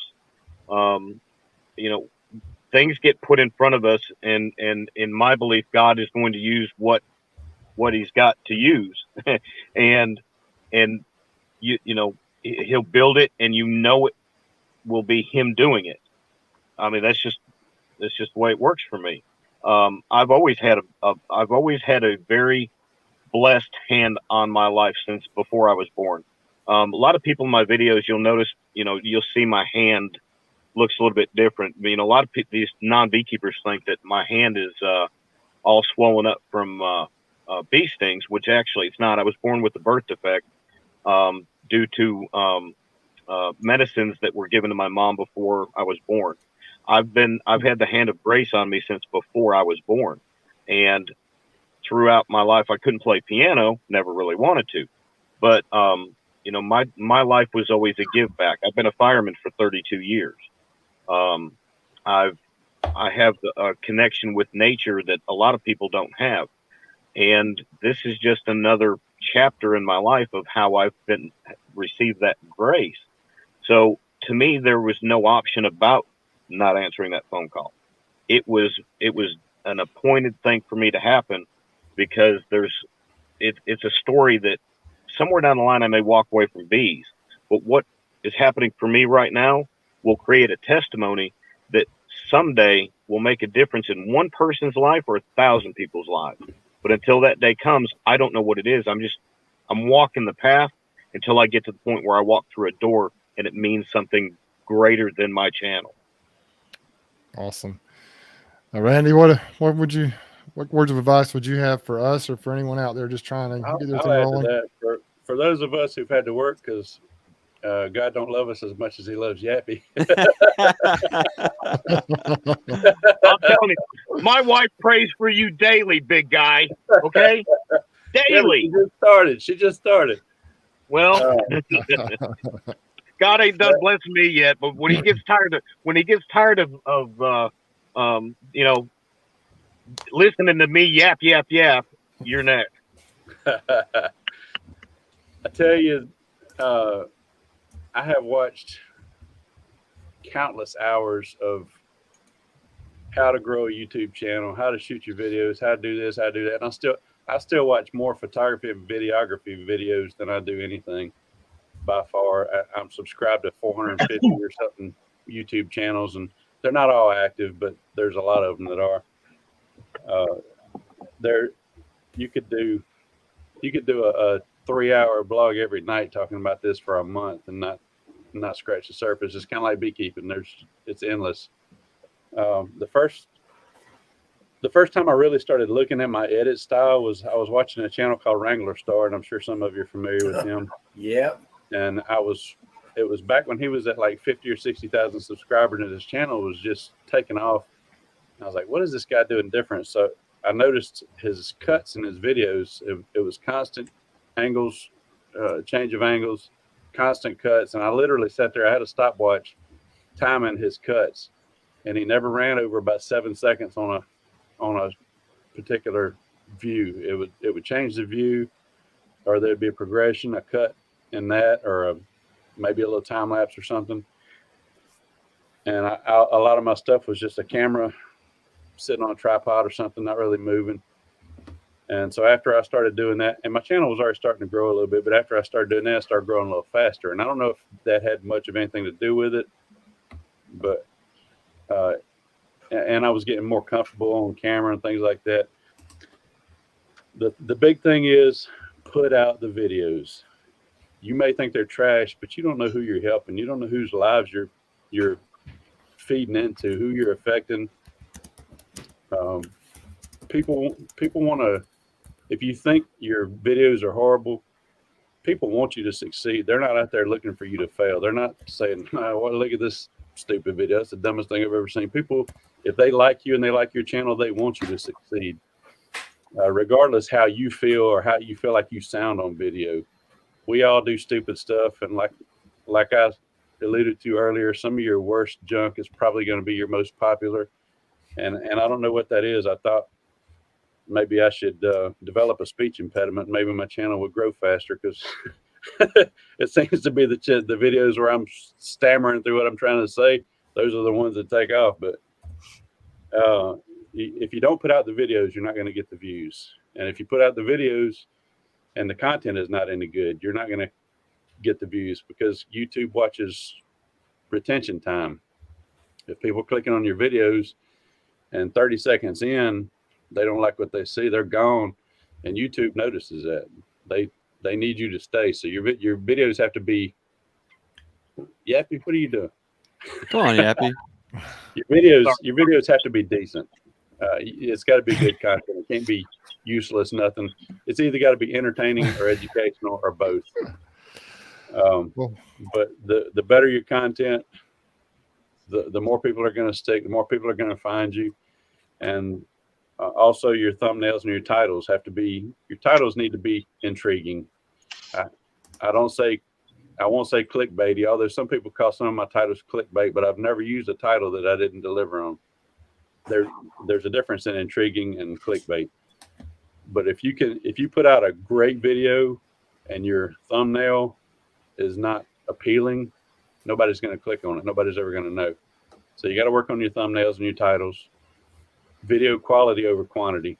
There's a pretty common thought that video a day or 3 videos a week or whatever will grow a channel faster, and it absolutely will, but you got to have good content too. So don't be scared to put the videos out, no matter if you think they're bad. Your first videos are going to be bad. Go and accept it. You're going to grow with your channel. You're going to grow in your style. Just do it. If it's something you want to do, just do it. Don't do it for the money. There's no money to start with, and it might take you a little while to get to where you're earning anything. And by the time you get there, you'll realize that you would have been better off just to stay at your job and put in some extra overtime hours. Right.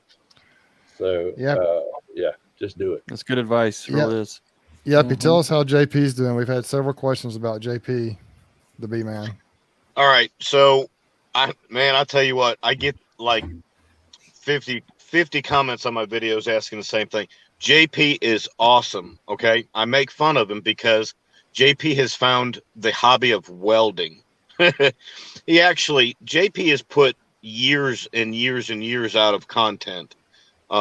He shared a lot of everything else, and with everything that went on with the hurricane, he didn't get a lot of damage, but he had little things. And then I think what happened was he started fixing little things here and there, and he was kind of enjoying it. And then all of a sudden the next project would come up and he'd go work on that. JP's doing great. I want everybody to know he is right as rain. He's actually, I talked to him 2 days ago, and he was in the middle of doing a removal. I'm not going to say, by any means, I'm not speaking for him. He's not said this. It's not that he's burnt out. That is a horrible term or a thought process. He's not burnt out on this, but please understand, you get to a certain level of production, and I know if he was sitting right here with me, I'd say it in front of his face. And if he ever hears this, I hope that he finds this respectful. But that man, when he puts a video out, would spend hours creating what he felt was an acceptable, if nobody watches it, I'm still happy with what I created type video. And it was taken away from his personal life, and on top of doing bee removals and everything else. And he kind of, I think, really kind of went back into taking care of himself. It's not that, he hates doing it or anything else. He just kind of, he found JP again. And, to say that he put out 10 years that I know of content, and finally one day he went, I'm actually going to breathe for a little bit. I very much respect it. So, he's still in there. I've talked to him a bunch. He's got a video that, he pokes at, and he's coming back out. When, I can't tell you, but, y'all just keep hanging in there, because when he comes back, he's probably going to come back with like a lion and try to outrun us all again. I hear you. Well, I feel like things are starting to kind of wind down a little bit here. We've been going for a couple hours, and we appreciate everyone. I would like to just add, I know Jeff has been on here from Lost Creek Apiary talking about a channel I like to watch. It's called Think Media. They give a lot of good advice there. And one of the things they say on there is you just have to press record. I think you guys have everybody's hit on that a little bit here. You can't just sit back. Somebody asked a question about, I think it was Southeast beekeeping or something like that. Asked a question about what's the best mid-range camera to use and things like that. I'll just tell you this from my experience. There's a lot of information on these channels like Think Media and vidIQ and Film Booth. Those are some ones I watch. Channel Makers, just about all that kind of stuff. Those are probably the 4 primary YouTube channels I watch about YouTube. But you just have to press record. You can use your phone. You start off using your phone, start off making videos that are just fun, something you think people will be interested in. I think something else, and just you guys tell me if you agree with this. You have to think about what you think people might want to watch. Who are you trying to appeal to? You have to think about that more than, hey, now if it's a vlog, if it's like a true, like I want to record my life history or my story with bees, and you're not really worried about people that are watching it, that's one thing. I mean, you can do that and you'll have that record of that. But if you really want to appeal to a lot of people, you have to think about, what is this? I've heard someone call it an avatar. What is this person? What do they want to see? And then with bees, it's weird because you never know what you're going to find, but you want to kind of create. There's an avatar. You want to kind of create. Show notes in Brian's bee yard every time, influencing his videos. You want to kind of create something for that person to answer their question. But that's just don't. We can answer questions all night long about YouTube, how we do YouTube, how we developed our channels, how to do thumbnails, and there are videos out there all over YouTube that tell you how to do all that stuff. Reach out to me or any of us, and I'm sure I'll be willing to kind of tell you how I do it. But everybody does it. Like if I look at each one of your thumbnails, I'm sure I bet each one of us uses a different program for that. Each one of us does different things, and so it's really something you just kind of work out for yourself. And there are videos that tell you how to upload thumbnails to YouTube. There's videos for everything. All you got to do is type in how to upload a new thumbnail to YouTube, or how to create a thumbnail on my iPhone or whatever, and you can figure it out, or on Android. But Greg, I think we're all going to we need to probably close this thing out pretty quick. Mike, do you have any words of advice for people that might be interested that are working on a YouTube channel trying to grow it? I think you guys pretty much covered it. I mean, honestly, you just do. I do what I do. You know, that's how I do. Yeah, I didn't look at analytics. I didn't look at anything. I wanted to do a vlog, like you said, of everything, and I did it. And you know, if you just do it and keep it interesting, enjoy what you're doing, and know why you're doing it. I like what you said about your audience. You know, I just knew I was going to beekeepers that may want to have questions. That's right. Everything else you guys have covered, man, because I don't know, man, those algorithms and all that. If you start trying to understand those, and you know, I don't know. I don't understand it all, so I don't even look at it. I think you just go with your gut and do what you and Randy said it in that other one that time when we were doing that pop on is you need to enjoy what you're doing and enjoy why you're doing it, you know, because if it becomes drudgery, then you are just in it for whatever. Who knows? Yeah. Greg, you got any words of wisdom for us? I would just say we're all going to have different, whether we're giving a talk about beekeeping or just sharing thoughts and ideas on this. If you first start off understanding why it is doing the thing that you want to do, I think it sets you on a path to where you can get in tune to what's actually true with the essence of what it is that you're doing. At that point, like Mike said, you're following your gut. You're just going where your heart leads you. From there, it doesn't matter the outcome. You know, there's sometimes you just feel like you're a messenger. You know, these ideas, these thoughts, the thing that you want to share just kind of comes to you, and all you're doing is just hitting record. You're capturing it. When you start editing it, things start to happen. You know, that video that we put up not too long ago, you know, Be the Lighthouse, that was just something we were just sitting there, and all of a sudden it just kind of washes over top of you, all these ideas, these thoughts, and it's just dump. It's all laying right in front of you. You just start slapping the things on the screen. The message comes across. You hit record. Boom. Of course, that thing didn't go viral, but you know what it did do is it reached a lot of people, and I think it hit people where it counts, in the heart, in the mind, and I think that's what's important. Know why it is you're doing what you're doing. Then everything else is just details. If you're staying true to your heart and yourself and what you're doing, hey, all those things will follow in time, no matter what is. Then you're not chasing your tail. You're not chasing an understanding of a metric. You're not chasing a this or that. Then you can have fun. You can be true to yourself, be true to that calling, and then boom, just have fun doing it. Randy, you wanted to add something here real quick before we get out of here? When Mike was talking, I was thinking about it. There's some of us who do a little bit of talking head stuff in our vehicles. I was just going to say the audio is, they say 50% or more of the quality of the video, it has to be spot on audio. And in my truck, I do a lot of stuff and it's not without reason. The auto manufacturers spent billions of dollars fine tuning that vehicle for noise control and for your stereo and for everything else. And so I've got a magnetic mount called Night Eyes. I don't know if you can read that. Night Eyes. NITE eyes. Greg, you got one too? Wow, that's pretty cool. And it mounts, it suction cups to your windshield, and it's perfect for sitting in your truck. It's just the right distance, and you're in a recording studio basically. So if you're not driving down the road with a bunch of road noise, your audio is going to be really good on your cell phone, mounted to your windshield. And you know,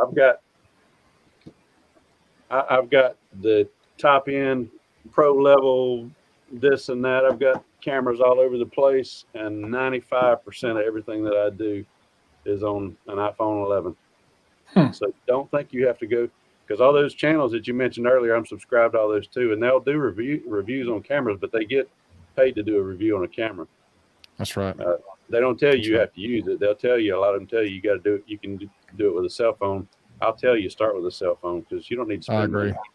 Well, if you'll notice my videos, I use a Canon M50. I also have a special mic I use. I agree with Randy. Sound is so important. If you look at my videos from a couple of years ago, even a year and a half ago, even a year ago, really, I was just starting to use a new mic system, but I was just using the mic on my phone, and it wasn't always real good. I know people use the Rode mics. I use a Smart Mic Plus is what I like to use, and I had to work on that to figure that out. But that is important to try and figure that out too. I would also encourage people to. I know that there's an issue, and everybody has different thoughts on length. But just be careful with that. And so try to think, once again, what are people wanting to watch? People have different types of videos, different lengths of videos, and everything like that. But just kind of find your niche and do the best you can, and try to up your game and improve it as you go along, whether it be editing, whether it be style of video, whether it be just speaking to a different audience, whatever you can do. Everybody has to figure that out on their own. And we're all totally, if you watch all of our channels, they're totally different. Everyone on here, all 6 of us, completely different style.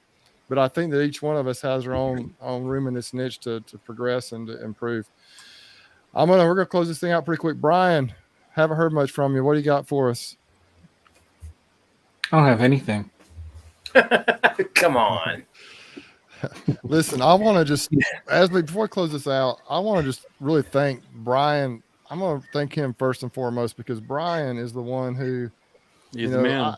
You guys say this every week. You've heard this story. I did a couple of live videos on my phone. They were horrible about a year ago. And I heard about, I think Brian Carlton, who's been on this thread right here, told me about this guy at Castle Hives who does really good live videos. You should talk to Brian. You should watch Brian. And so I did. I didn't do it for a while. But I was like, you know what? I think I want to do that. I watched a couple of his lives, just kind of peeked in on them back probably during the fall. And then it was probably December, maybe late November, early December. I messaged Brian and said, hey, could you help me figure out this live thing? And that's really where this thing started. And then Greg had reached out to me a week or two before that about meeting at the Hive Life conference, maybe doing he had a studio set up there to do podcast. And so that's kind of how this thing was born. And then that first night, the first chat we did, Brian invited all these people on here, and it was just a blast. And so I really appreciate you, Brian, and Greg, and all of you guys for coming on here. Mike for filling in for Greg before he was able to come on, and especially to our guest tonight, Randy and Yappy.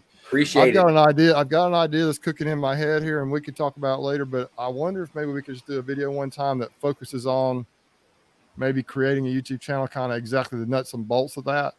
And maybe get one or both of you guys on here, maybe some other folks, and just kind of talk about that. We'll talk about that moving forward. If anyone is interested in that, who's still on this chat here, if you would just kind of thumbs up it or leave a comment or, later or whatever, that might be something that would be kind of fun to do, because people are always asking me, how do you do it? I thought about doing a couple of videos as well, because everybody does a little bit different. So, but once again, thank you guys. Thank you all those who have been on the chat, who have commented, who have watched this thing, either all of it or part of it. We just really appreciate you.